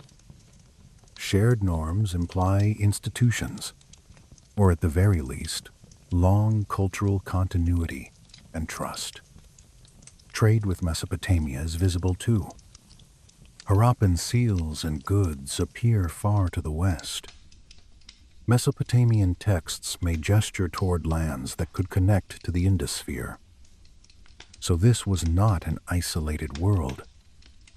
It was connected, aware of distance, capable of exchange. And yet, in the middle of all that exchange, its own written voice did not survive in a form we can hear. Then comes the fade. Not a single cinematic destruction. Not one obvious final blaze. After about 1900 BCE, many of the great urban centers begin to decline. Standards loosen. Construction quality shifts. Long-distance trade seems to weaken. Some settlements shrink. Some are abandoned. The great urban order softens into something smaller, more regional, more fragmented. By around 1300 BCE, the mature Harappan world, as a distinct civilizational pattern, is largely gone. The reasons remain debated. Climate surely mattered. River systems shifted. Monsoon patterns changed. A city built in relationship to water can be wounded deeply when water changes course or rhythm. Agricultural stress may have accumulated. Trade networks may have faltered. Perhaps political forms that had held the system together no longer held. Perhaps populations moved gradually eastward. Perhaps the civilization did not collapse in one dramatic sense, so much as dissolve into successor cultures, too dispersed to preserve the old urban coherence. That may be the most unsettling possibility of all. Not a final scream, a long exhale, and then another silence enters. Later, Vedic traditions arise in the region with language, ritual, and memory worlds that do not clearly preserve detailed recollections of the great Indus cities. There may be continuities. Many scholars search for them in symbolism, water rites, imagery, settlement patterns, perhaps even deep echoes in later religious culture. But the direct civic memory is gone. No secure tradition says, here was our old city. Here is what the signs meant. Here is why the drains ran so carefully beneath the streets. The old world slips beneath the visible layer of later history. This is where the Indus Valley differs from the Bronze Age collapse and from Rome. Those left more textual rubble, enough to argue over causes with at least some surviving voices. The Indus Valley leaves us urban magnificence without interpreters. It is like finding a machine in perfect partial condition and realizing the instruction manual was never copied. Every corridor, every drain, every kiln, every seat, the official who approved a shipment, the builder who checked the brick ratio, the woman who bathed in the great bath before a ceremony, the child who learned the signs from an adult hand tracing them in dust, the trader who pressed a seal into wet clay and assumed everyone who mattered would understand. Now no one can. And yet, that silence should not be mistaken for emptiness. The Harappans had context for all of it. They knew who they were. They knew what their signs marked. They knew why their streets met at right angles. They knew what standards mattered and what rituals made water sacred or practical or both. The tragedy is not that they lacked explanation. It is that their explanation did not survive into forms we can securely recover. The more one studies the Indus Valley, the less primitive old civilizational ladders begin to look. This was not Egypt's lesser twin, not Mesopotamia's quiet neighbor. It was a major experiment in urban life with its own logic, its own aesthetics, its own social solutions, and perhaps its own vulnerabilities. The calm order of brick and drainage begins to look almost fragile when you realize how much of civilization depends on repeated maintenance. A drain clogs, a well fails, a river shifts, a caravan no longer arrives. Standards loosen. A city survives one season like that, then another, then becomes something smaller. Picture Mohenjo-Daro late in its life. Some walls still stand straight. Other repairs are rougher now. A drain cover is missing. A lane that was once swept more carefully now holds more silt after rain. A building uses reused brick, where fresh brick would once have been made to exact measure. No one announces collapse. People still cook, still marry, still trade, still wash, still mark goods with seals. And yet the texture has changed. The city no longer feels like the center of a durable order. It feels like a memory trying to continue by habit. What would it feel like to live through such a transition? Not to know you are in a history book, only to know that certain things are becoming less reliable. The brickmaker complains that the old clay source is farther now. The merchant says fewer shipments come from the west. The well must be cleared more often. The floods are wrong. The air is drier. The old standards matter, but people are tired. Children still learn the signs, perhaps, but fewer contexts require them. Within a few generations, a system that lasted centuries can dissolve into local adaptation. This is one of the lessons hidden in lost epochs. Civilizations do not always die dramatically. Some become unreadable first. Their inner logic fades before their outer shell does. By the time the shell finally breaks, the memory of why it was shaped that way is already gone.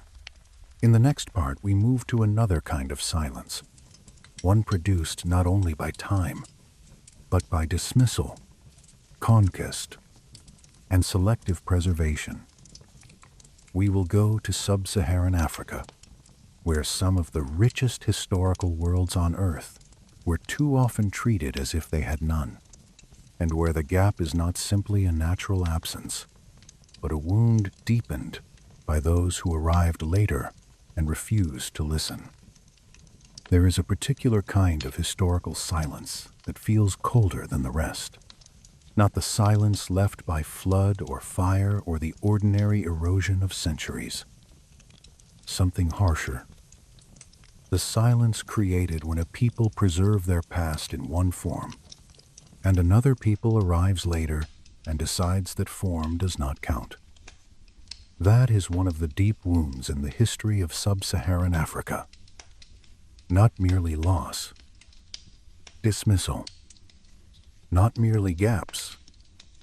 Gaps widened on purpose. When many people think of ancient history, their minds move easily toward Rome, Greece, Egypt, China, Persia, names attached to kings, dynasties, chronicles, legal codes, temples, libraries. Written records make those worlds feel familiar. They survive in documents that can be copied, translated, shelved, and cited. But much of African history moved differently through time. In many regions, memory lived in voices, not stone inscriptions. In recitation, lineage, praise song, sacred story, and the trained work of specialists who held genealogies and political knowledge in their bodies. This was not casual remembering. It was disciplined historical labor.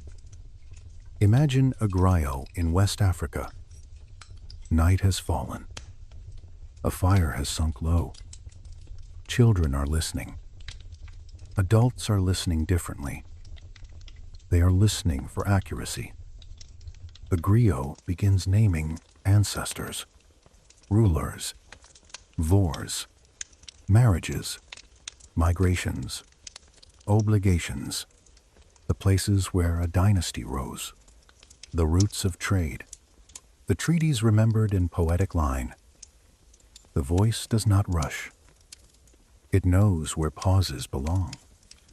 This is archive as performance, library as living breath. And because it is living, it is also vulnerable.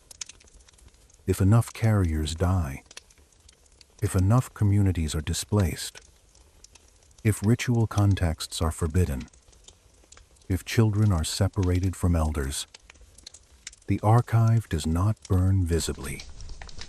It simply fails to pass. That vulnerability shaped the historical gap across large parts of Africa. And then colonialism deepened it.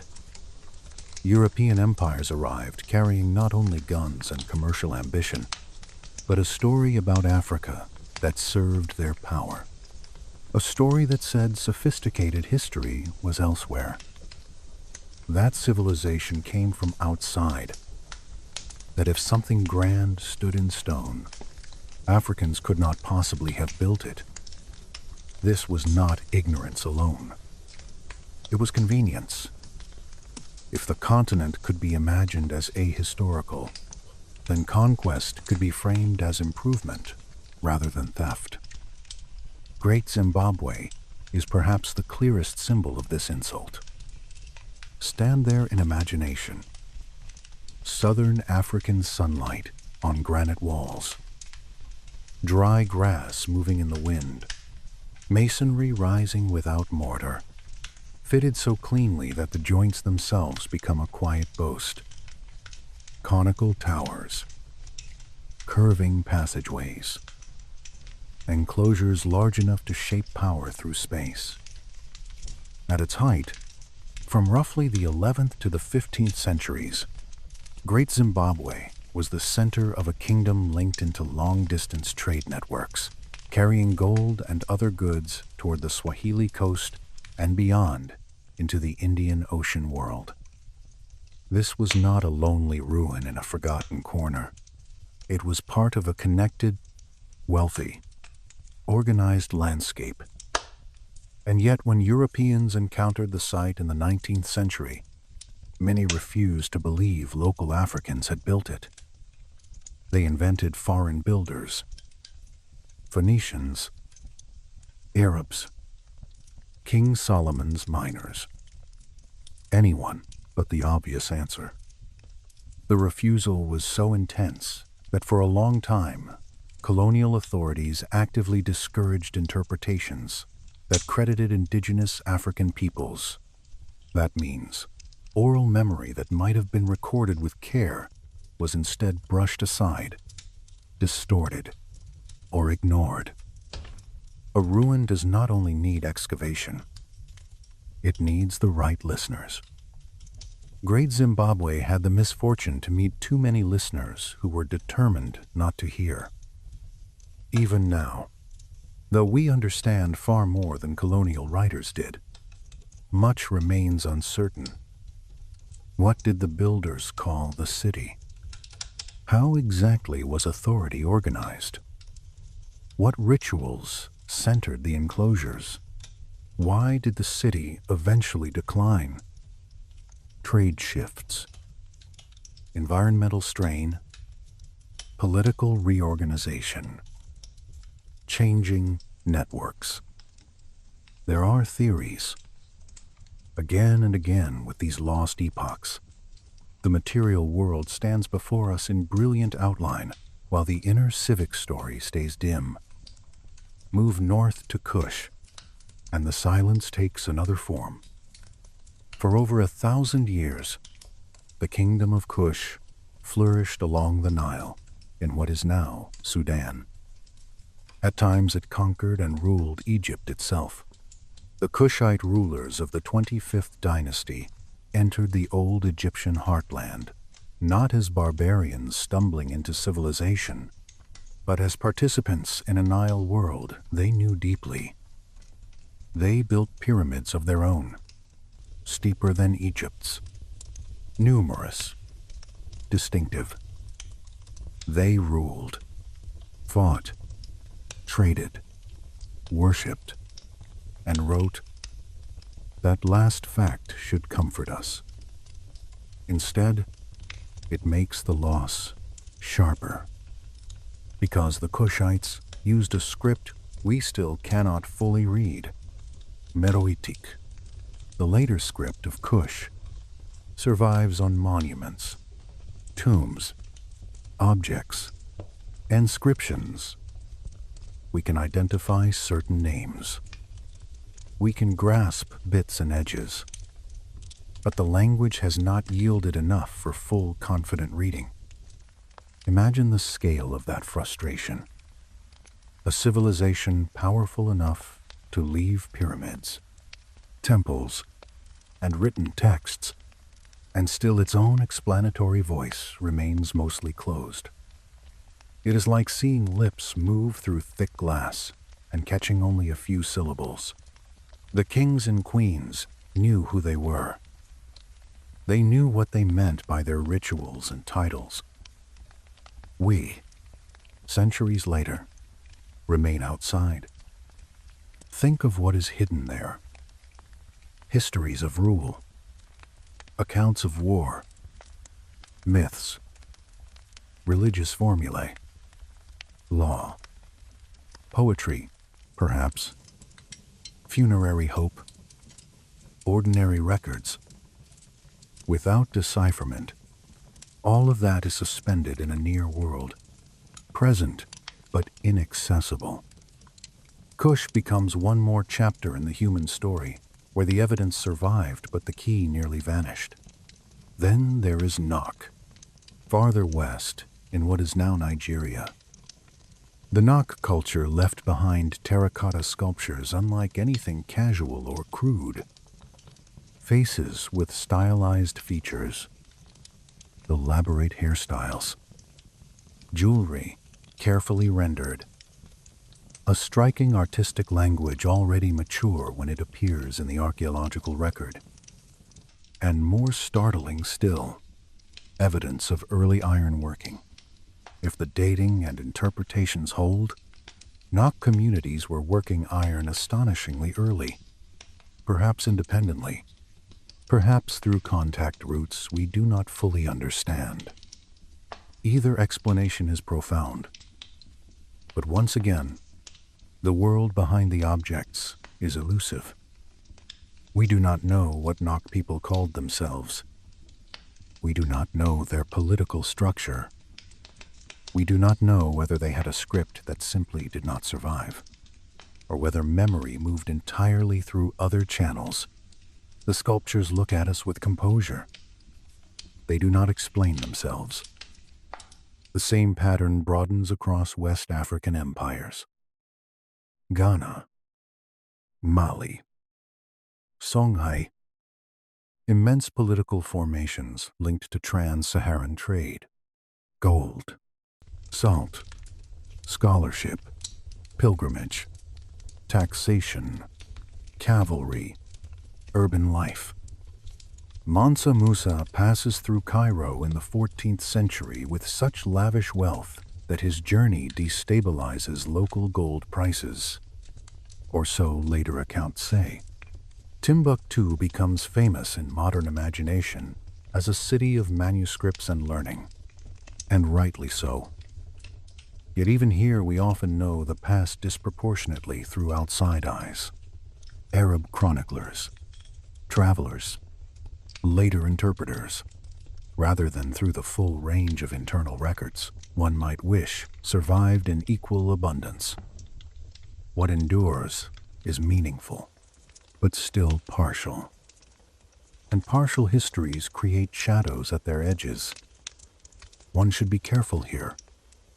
African history is not uniformly unwritten. That old assumption is false.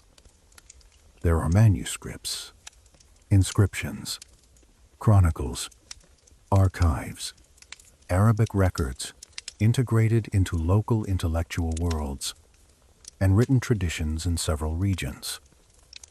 The issue is that preservation was uneven, and later violence compounded unevenness into rupture. Libraries could burn. Scholars could scatter. Colonial administrators could confiscate or neglect collections. A manuscript climate is not the same in every environment. Humidity, insects, conflict, and theft all matter. And where oral systems held the larger civic memory, suppression could be fatal. This is perhaps the cruelest element. Colonial schools often taught African children that their ancestors had little or no meaningful history before European intervention. Imagine what that does to a chain of memory already under strain.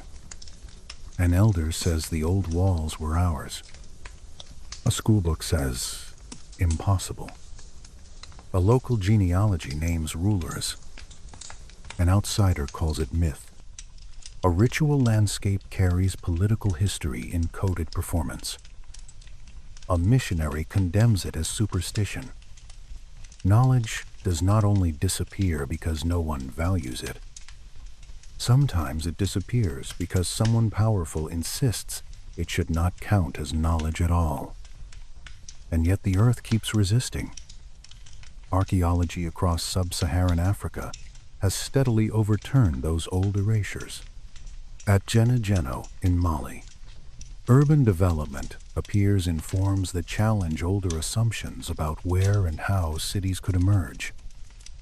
Along the Swahili coast, coral stone towns, mosques, tombs, and trading ports reveal a world deeply connected to the Indian Ocean. African, Islamic, Persian, and local all at once. Not derivative, but hybrid in a sophisticated and confident way.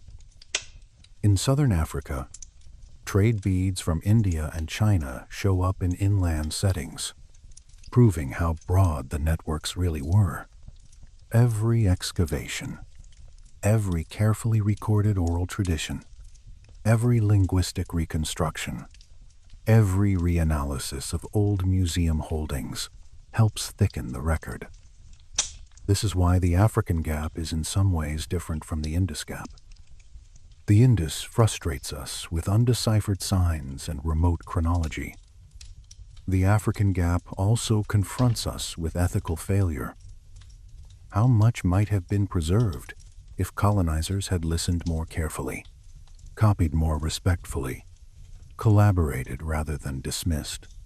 How many griot traditions were already carrying long arcs of political memory when outside scholars decided they were merely folklore?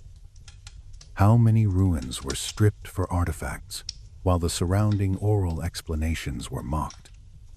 How many local names, titles, and historical geographies could have been recorded more fully before disruption deepened? Picture once more a griot, or local historian, old now, speaking to a younger listener in a courtyard at dusk. The account stretches back through reigns and roads and alliances. A line is corrected because one ancestor has been misplaced. A place name is repeated with emphasis because the land itself matters to memory. Then, one generation later, the listener is in a mission school or a colonial office where different narratives rule. The old account becomes embarrassing, dangerous, or simply less useful in the new order. This is how erasure enters a household, quietly, without always needing a prison or a gun. A shift in what the future rewards can be enough. And still, the recovery continues. That is one of the few hopeful textures in this whole landscape of lost epochs. African scholars, archaeologists, linguists, historians, community elders, and archivists have been rebuilding these severed lines with patience, not by inventing grandeur, but by paying attention to what was always there: settlement patterns, trade goods, ceramics, foundations, burials, oral lineages, songs, language families, scripts, environmental data. The work is slow, but it changes the map. A blank spot becomes a corridor. A mystery kingdom becomes a sequence of linked polities. A dismissed wall becomes the center of a serious civic world. And what emerges is not a continent of scattered exceptions, but one of dense historical variety. Urban and rural, written and oral, maritime and inland, ritual and commercial, empires, kingdoms, city-states, pastoral networks, craft regions, intellectual centers, all with their own temporal rhythms. The gap remains in places. Of course it does. Some libraries are gone forever. Some scripts may never be deciphered. Some oral chains snapped too long ago to repair fully. But the old silence is no longer accepted as natural. That may be the most important change of all. Because once you stop mistaking absence in the archive for absence in the world, history opens differently. The question shifts. Not did Africa have civilizations? Clearly it did. Not did Africa have philosophy, engineering, trade, kingship, astronomy, ritual, urban life. Clearly it did. The better questions become, what forms did these take? How were they remembered? How were they broken? And what methods do we now need to listen more honestly? This is one of the deeper lessons of the lost epoch, whose history survives often depends less on who achieved greatness and more on what materials they used, how later powers treated their memory, and whether the chain of transmission remained intact. Stone outlives song in some conditions, but song can carry what stone never says. The real tragedy is when both are wounded at once. In the next part, we leave the continent behind and move into the greatest ocean on Earth, into black water, star paths, and some of the boldest voyages humans ever undertook. The Pacific will offer another kind of gap, not only because the routes were vast and the islands remote, but because by the time outsiders began writing them down, much of the deepest navigational wisdom had already begun slipping into legend. The Pacific at night does not look like a place people were meant to master. It looks like distance itself. Black water breathing under black sky. A horizon so clean and so empty that it seems to erase the mind that stares at it too long. And yet, human beings crossed it. Not once by accident. Not by drifting helplessly on storms. Again and again, over generations, with intention. They found islands so small they vanish beneath the curve of the earth. They settled them. They named them. They linked them into a living web of travel, trade, kinship, ceremony, and memory. And then much of the exact knowledge of how they did it slipped away before the modern world learned how to listen. That is the first eerie truth of Pacific history. One of the greatest exploration achievements in all of human experience survives partly as fragments. We know the outcome. Polynesian peoples reached nearly every inhabitable island across a vast oceanic world by around 1200 CE. Hawaii, New Zealand, Easter Island, countless archipelagos spread across distances that make even modern maps feel improbable. We know the boats were real. The settlements were real. The crops and languages and genealogies were real. What often evades us is the fine grain of method, the old living manual once carried in minds, bodies, and apprenticeship. Imagine a double-hulled canoe pulled up on a beach at dawn. The hull wood is dark with salt. Fiber lashings have swollen slightly in the night air. A navigator kneels near the outrigger and runs a hand over the bindings, not because anything is obviously wrong, but because trust at sea begins in touch. Nearby, bundles are being loaded. Dried food, gourds of water, tools, perhaps cuttings of useful plants, perhaps animals. Children watch from a little distance, half excited, half uncertain. Someone looks out toward open water, not in fear exactly, but in concentration. The sea is not empty to them. It is patterned. It has roots, moods, signatures, familiar and unfamiliar swells. The sky is not decorative. It is a chart. That chart was once read with astonishing precision. Traditional wayfinding in the Pacific drew on a whole sensory intelligence modern people rarely cultivate. The rising and setting points of stars, the angle and crossing of swells, the flight range of birds, the shape of clouds over islands hidden beyond sight, the color of water, the movement of bioluminescent life, the feel of reflected waves striking the hull from the side, revealing land somewhere over the horizon. This was not mystical guesswork. It was disciplined environmental reading, knowledge so demanding that it had to be embodied through repetition until the body itself became an instrument. If you were standing here with me on that shore, you would notice how quiet the preparations are. Not silent, just focused.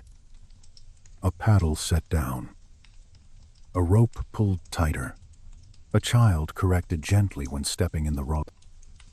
The navigator, glancing from sea to sky and back again. No written map exists. No compass needle trembles in a brass case. Still, a route is present. Not on paper. In memory. In sequence. In chant, perhaps. In star lines and swell logic learned over years. And that is where the historical gap begins to ache. By the time Europeans arrived in the Pacific in significant numbers, much of the great age of long-distance Polynesian voyaging had already slowed or ended. The routes that once tied islands together across thousands of miles were no longer all regularly sailed. Detailed navigational knowledge survived in some places, especially in parts of Micronesia, but elsewhere it had thinned, localized, or broken. So when outsiders finally began writing about Pacific navigation, they were often recording a world already diminished from its earlier complexity. The archive begins late. The story begins much earlier. That lateness matters. It means we reconstruct the Pacific not from a continuous self-description, but from archaeology, linguistics, oral tradition, ethnography, experimental voyages, and genetics. Those tools are powerful. They have changed everything. Still, they do not give us the simple ease of a palace archive. They give us patterns, trace, reconstructed confidence, and often very beautiful uncertainty. Easter Island, Rapa Nui, sits inside this uncertainty like a carved stone riddle. It is one of the most famous places on Earth and one of the most misunderstood. The moai, those immense stone figures facing inward across the island, have become almost too familiar as images. Postcards of mystery, documentary shorthand for collapse, and for a long time, the popular story sounded simple. Polynesians arrived. They prospered. They cut down every tree. They trapped themselves in ecological ruin. Their society descended into warfare and despair before Europeans found them. A morality tale with statues. Honestly, I have always found that version too neat. And in recent decades, scholars have increasingly challenged it. The timeline of settlement has been debated. The degree and cause of deforestation remains complex. Rats, introduced by the first settlers, may have played a major role in preventing palm regeneration by eating seeds. Human land use mattered too, certainly, but the old single-cause disaster story now looks far less secure. The island did change dramatically. The forests did disappear. The social world did shift. But the tidy image of foolish self-destruction may tell us more about modern anxieties than about the people of Rapa Nui themselves. Picture the island in its flourishing phase. Volcanic slopes catching angled afternoon light. Stone quarries alive with labor. Voices moving through a landscape of carving, hauling, ceremony, and cultivation. Hands smoothing the face of a moai, while others prepare the ahu, the stone platform on which it will stand. The sea is visible from high ground, always there, always immense. The statues are not random monuments. They belong to lineage, memory, sacred geography, power. They watch inland, not out to sea, as if attending to the living communities that raised them. Then imagine centuries later, many statues toppled, new pressures in the social world, European disease and slave raiding compounding every existing strain. What later visitors saw was not a pristine view of pre-contact life. It was aftermath layered on aftermath. And then there is Rongorongo, the script-like system of signs associated with Rapa Nui, one of the few candidates for an independently developed writing system outside the major old centers of literacy, if it truly was full writing. The surviving examples are carved on wooden tablets. The signs are intricate, repeated, arranged with evident pattern.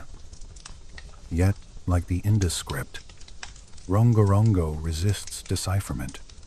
And here, the tragedy sharpens, because colonial violence and demographic collapse struck the island so hard that any living tradition able to explain the signs seems to have been broken before scholars could document it properly.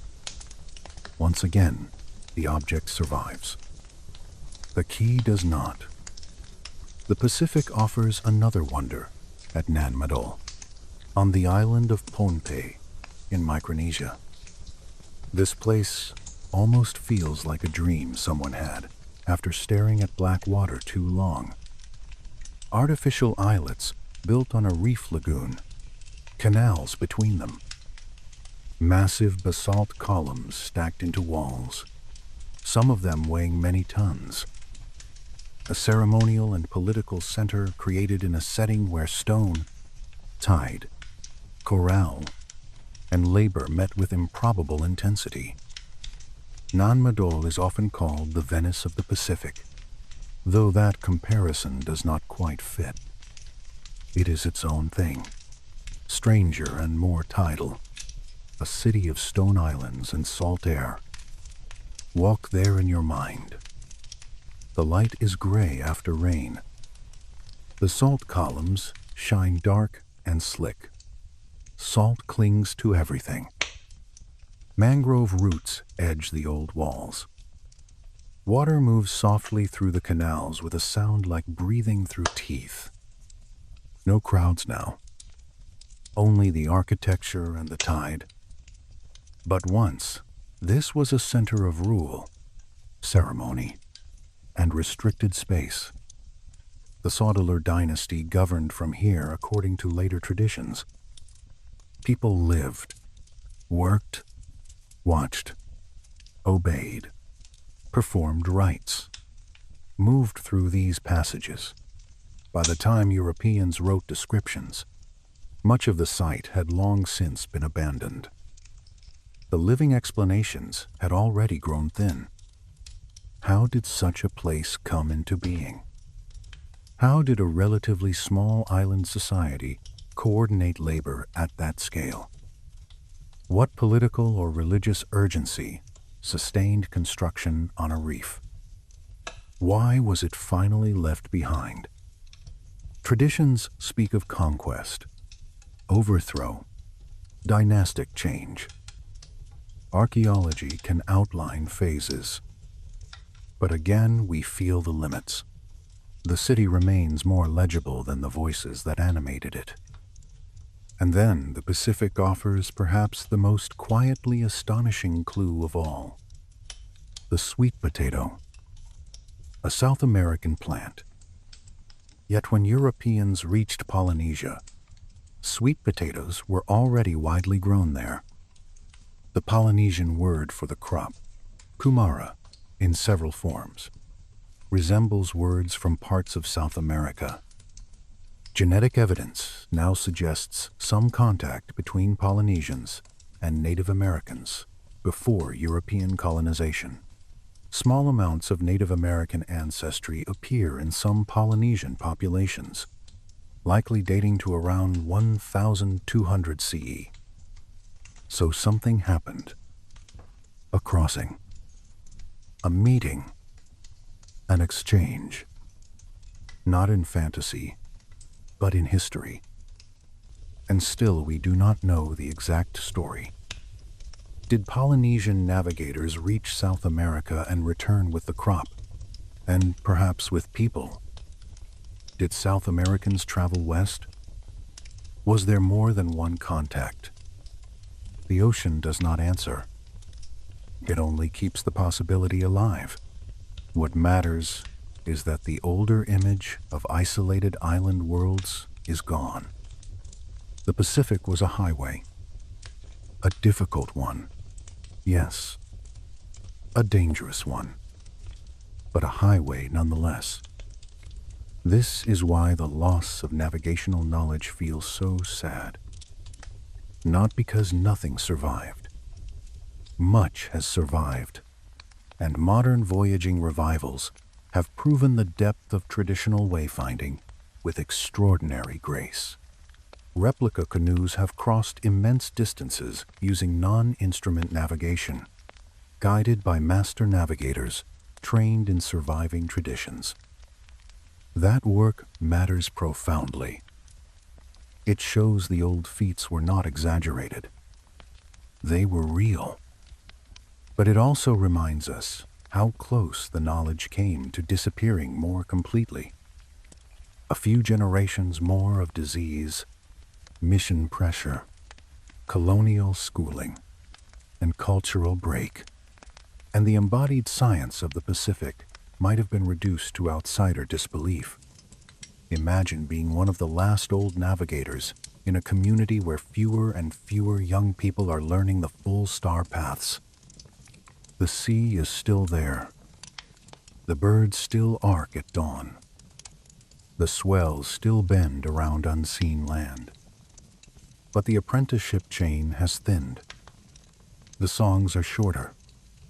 The long routes are no longer sailed regularly enough to keep every detail alive.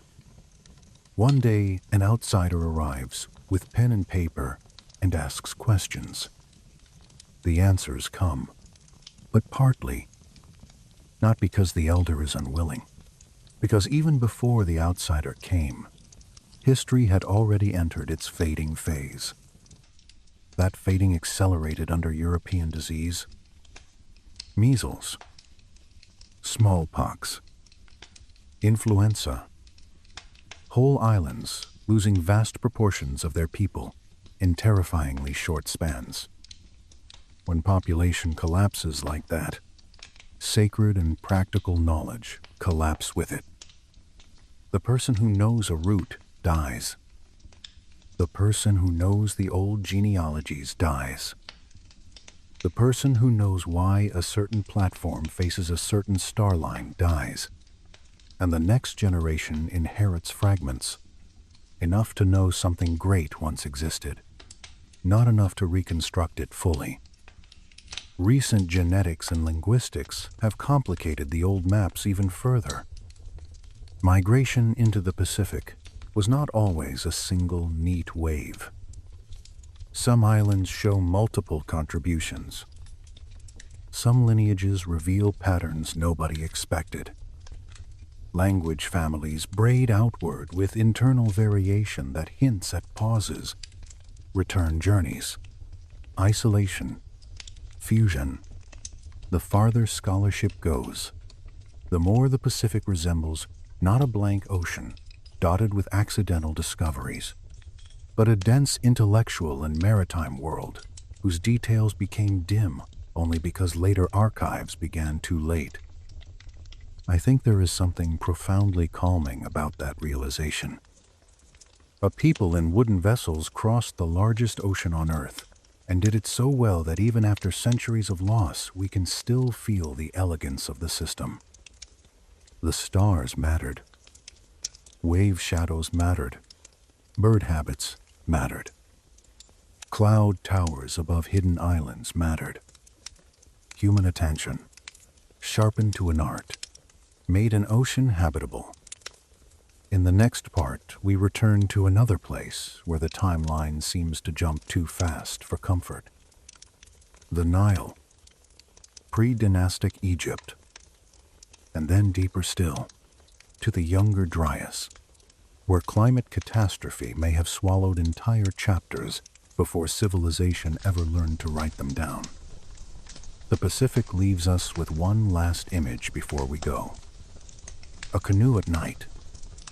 No land visible, only stars, breath, wood, water, memory, and somewhere ahead, an island no one has seen yet, but someone already knows how to find. Stand before the Great Pyramid in your mind for a moment. Not as a tourist, not as a student flipping past a photograph, but as a human being trying to absorb what it really means. Stone rising in measured certainty. Angles so clean they still disturb the eye. Blocks fitted by planning, labor, mathematics, logistics, and administrative confidence on a scale that does not belong to improvisation. Now hold one quieter thought beside it. By the time this pyramid was built, Egypt was already old. The people who raised it were not inventing civilization from nothing. They were inheriting a state, a religious system, a scribal culture, and an engineering tradition that had already been maturing for centuries. And yet when we try to trace that maturity backward, the path becomes strangely abrupt. This is the predynastic gap. Not a total absence of evidence, but a transition that seems too fast, too compressed, too elegant for the fragmentary developmental trail we currently possess. Around 3100 BCE, with figures like Narmer at the edge of historical visibility, Egypt appears as a unified kingdom with kingship, iconography, ritual power, and increasingly formal writing. Within a few centuries, monumental stone architecture enters the scene with astonishing force. Hieroglyphic writing appears not in a clumsy infancy that is easy to observe, but already with considerable sophistication. Administrative control, religious symbolism, and state, scale, labor all seem to move rapidly toward forms the world will remember. How? That is the question that sits in the desert like a second monument. How did a Nile society move from scattered farming communities into one of the most coherent early civilizations on Earth so quickly? Of course, some of that quickness may be illusion. Archaeology is patchy. Preservation is uneven. Older materials may lie beneath later occupation or under difficult terrain. Still, the sense of acceleration remains. The first hieroglyphs we know are not embarrassing practice marks. They already behave like a meaningful system. The first major monuments of the early dynastic state do not feel like the awkward experiments of children. They feel like the work of people drawing on a deeper reserve of knowledge. Imagine a village on the Nile centuries before the pyramids. Mud brick walls, fields breathing beside the river, storage jars cool in shade, a cattle pen, boats at the bank, children running with dust on their ankles. Nothing yet suggests the skyline of Giza. And then imagine 200 or 300 years later, officials, ritual specialists, architects, quarry workers, scribes, surveyors, all operating within a much denser state framework. That pace invites discomfort. Civilizations do not usually leap. They accumulate. So where is the fuller accumulation? Some scholars point to the pre-dynastic cultures of Upper Egypt. Nakadaphasis, social complexity, burial differentiation, long-distance exchange, symbolic development, elite competition, the gradual emergence of kingship. And this evidence matters. It is real. It helps. But even with it, the final concentration into dynastic Egypt still feels unusually swift. A few shadowy rulers, perhaps the so-called Scorpion King among them, flicker in and out of the evidence. Ceremonial objects suggest power consolidating before Narmer. Yet the full staircase remains incomplete. We see enough steps to know the ascent happened, not enough to watch each one clearly. Then the eye wanders west, away from the Nile, toward the Sahara. And there, buried beneath modern desolation, another possibility shimmers. Because the Sahara was not always the Sahara. For long stretches in the distant past, it was greener, wetter, marked by lakes, grasslands, herders, and communities who watched the sky and organized life around water that no longer exists. Sites like Nabta Playa hint at this older world. Stone arrangements, possible astronomical alignments, communal ritual activity, evidence that the people living in what is now empty desert were neither simple nor passive. They observed. They built. They tracked cycles. And when the climate turned harder, when lakes failed and grass gave way to sand, they moved. This is where the story becomes both plausible and difficult to prove. What if some of the sophistication that later flowers in Egypt did not arise only inside the Nile Valley in isolation, but was partly fed by migrations from now lost Saharan societies? What if drying landscapes pushed knowledgeable peoples toward the Nile carrying cosmologies, observation, traditions, organizational habits, and techniques that the desert later erased? The final desiccation of the Sahara overlaps suggestively with the rise of Egyptian state formation. We cannot claim a full answer here. It is debated, but the possibility matters because it reminds us that what looks sudden in one surviving corridor may have had roots in another corridor that time made far harder to excavate. Picture that movement. A former lake bed shrinking year by year. Old grazing routes failing. People gathering what can be carried. Children too young to understand why elders keep looking back at dry ground. Cattle driven toward more reliable water. Rituals shifting as the world that once anchored them turns to dust. Then arrival in the Nile corridor, where river regularity offers a new chance. And older skills, older symbols, older memories begin reassembling into something larger. If even part of that happened, then the pre-dynastic gap is not simply empty. It is buried in migration and climate. And then, below even that, below Egypt, below writing, below kingship, we reach the deepest shadow in tonight's journey. The younger Dryas.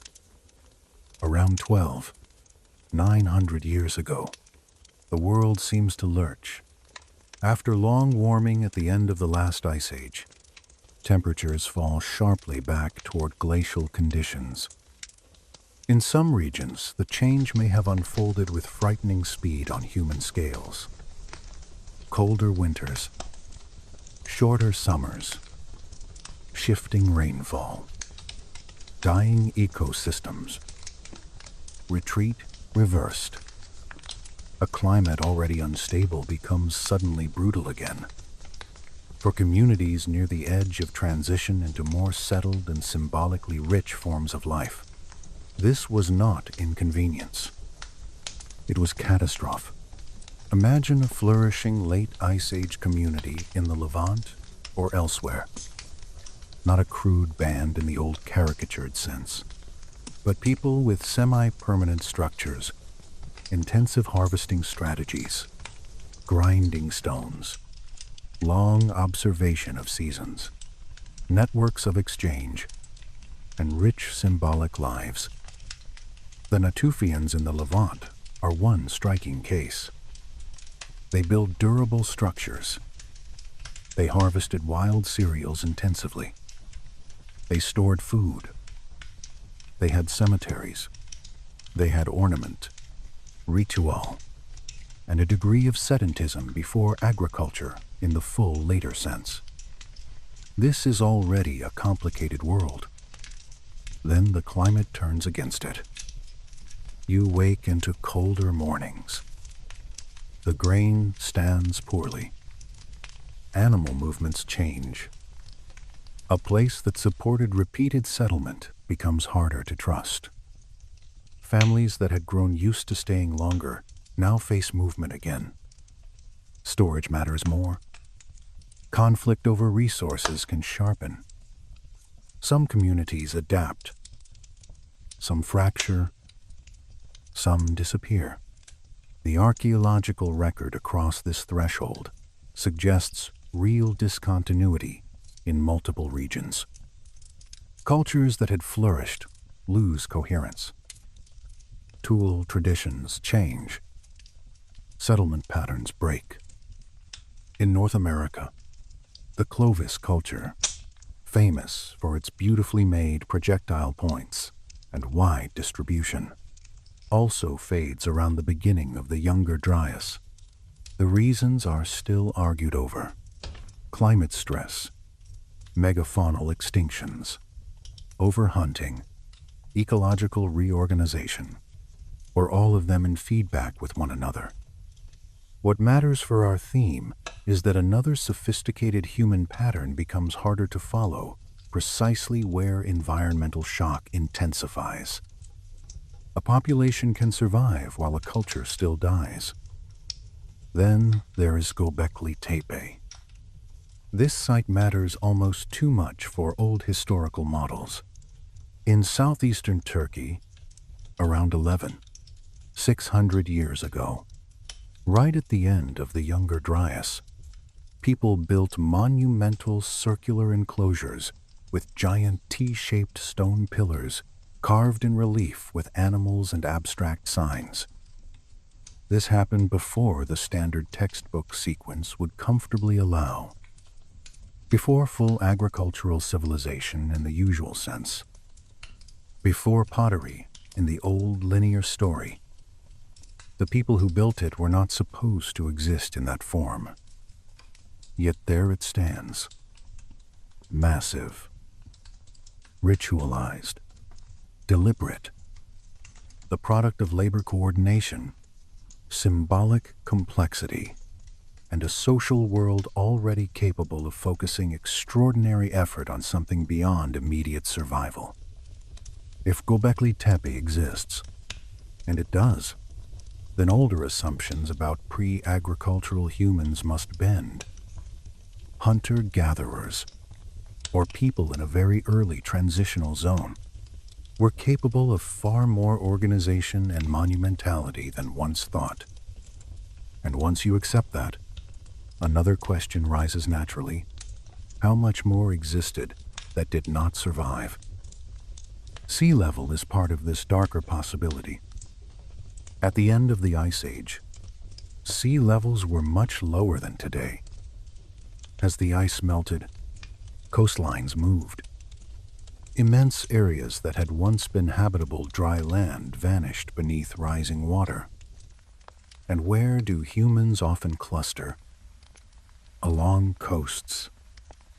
For fish, shellfish, transport, moderate climate, and dense resources. That means many late Ice Age communities, perhaps some quite sophisticated, now lie underwater on continental shelves, their hearths drowned, their pathways erased by marine sediment, their structures broken by currents and time. A whole coastal world may be gone from ordinary archaeology almost by definition.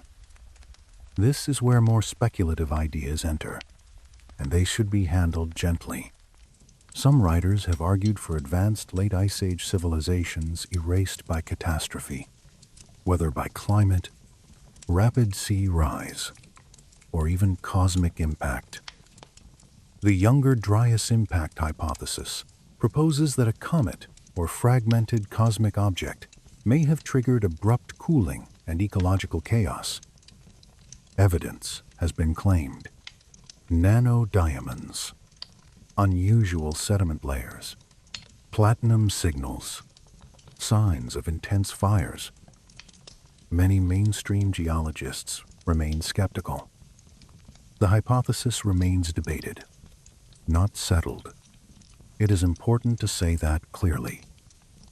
Still, even without a confirmed impact, the Younger Dryas itself is real enough as climatic trauma. And trauma on that scale can erase astonishing amounts of evidence. We do not need Atlantis for this story to remain haunting. We need only admit what is already clear. Late Pleistocene humans were clever, adaptive, symbolically rich, and in some regions much closer to sedentary complexity than older narratives allowed. Then a severe climate reversal struck. Then the coasts drowned over time. Then later civilizations rose on landscapes where earlier chapters had already been partially erased. That is enough mystery for one night. What, then, is the final lesson of all these gaps? The Bronze Age collapse, the Roman dark centuries, the silent cities of the Americas, the unread signs of the Indus, the dismissed histories of Africa, the fading roots of the Pacific, the accelerated emergence of Egypt, the buried trauma of the Younger Dryas. The lesson is not that history is hopelessly unknowable. It is that history is incomplete in a way we should find humbling, not discouraging. There is comfort in that humility. A civilization can feel total from the inside and still leave a broken record behind. A knowledge system can seem stable and still vanish in 2 generations if the institutions carrying it fail. A city can dominate a region for centuries and later survive only as a mound, a wall line, a cluster of undeciphered marks, a rumor in oral tradition, a puzzle under jungle roots. And yet every generation returns to the ruins with better tools. Ground-penetrating radar, LIDAR, ancient DNA, satellite imaging, climate proxies, digital reconstruction, new questions, new patience. The darkness does not fully recede, but it yields a little more each time. That is why these mysteries matter, not because we solve them tonight. We do not. Not because uncertainty is frustrating, though it often is, but because uncertainty keeps the human story alive as inquiry rather than dogma. Every blank space is an invitation. Every silence is a demand for better listening. Every lost epoch says, not that nothing happened here, but that something happened which your present understanding is not yet large enough to contain. If you are lying here in the dark, half drifting now, let that thought settle gently. You do not come from a simple line of progress. You come from survivors of collapse, carriers of memory through interruption, descendants of people who rebuilt after systems failed, and climates turned, and libraries burned, and roots were forgotten. The fact that you are here at all means something persisted. Not perfectly, not continuously, but enough. So let the images soften now. A burned palace archive, A Roman road disappearing into wet grass. A mound rising through morning fog. A tiny Indus seal under museum glass. Stone walls in southern Africa, warm with late sun. A canoe crossing black water under stars. Desert wind over buried prehistory. And somewhere beneath all of it, people, millions of them, living inside worlds that felt as solid to them as yours does to you. We did not solve their mysteries tonight. That is all right. Mysteries do not need to be solved to keep us company. Sometimes it is enough to know they are there, patient and waiting, older than urgency, older than headlines, older than all the noise that keeps the mind too bright at night. The gaps will still be there tomorrow. The questions will still be there tomorrow. And perhaps somewhere, someone is already uncovering one more shard, one more inscription, one more drowned wall, one more remembered line of song that will bring the lost epoch a little closer to speech. For now, let the dark keep what it still keeps. Let your breathing slow. Let the ruins recede into a softer distance. And let the unfinished past do what it has always done best. Remain just visible enough to remind you that the human story is wider, stranger, and more fragile than any neat timeline ever admits. Good night.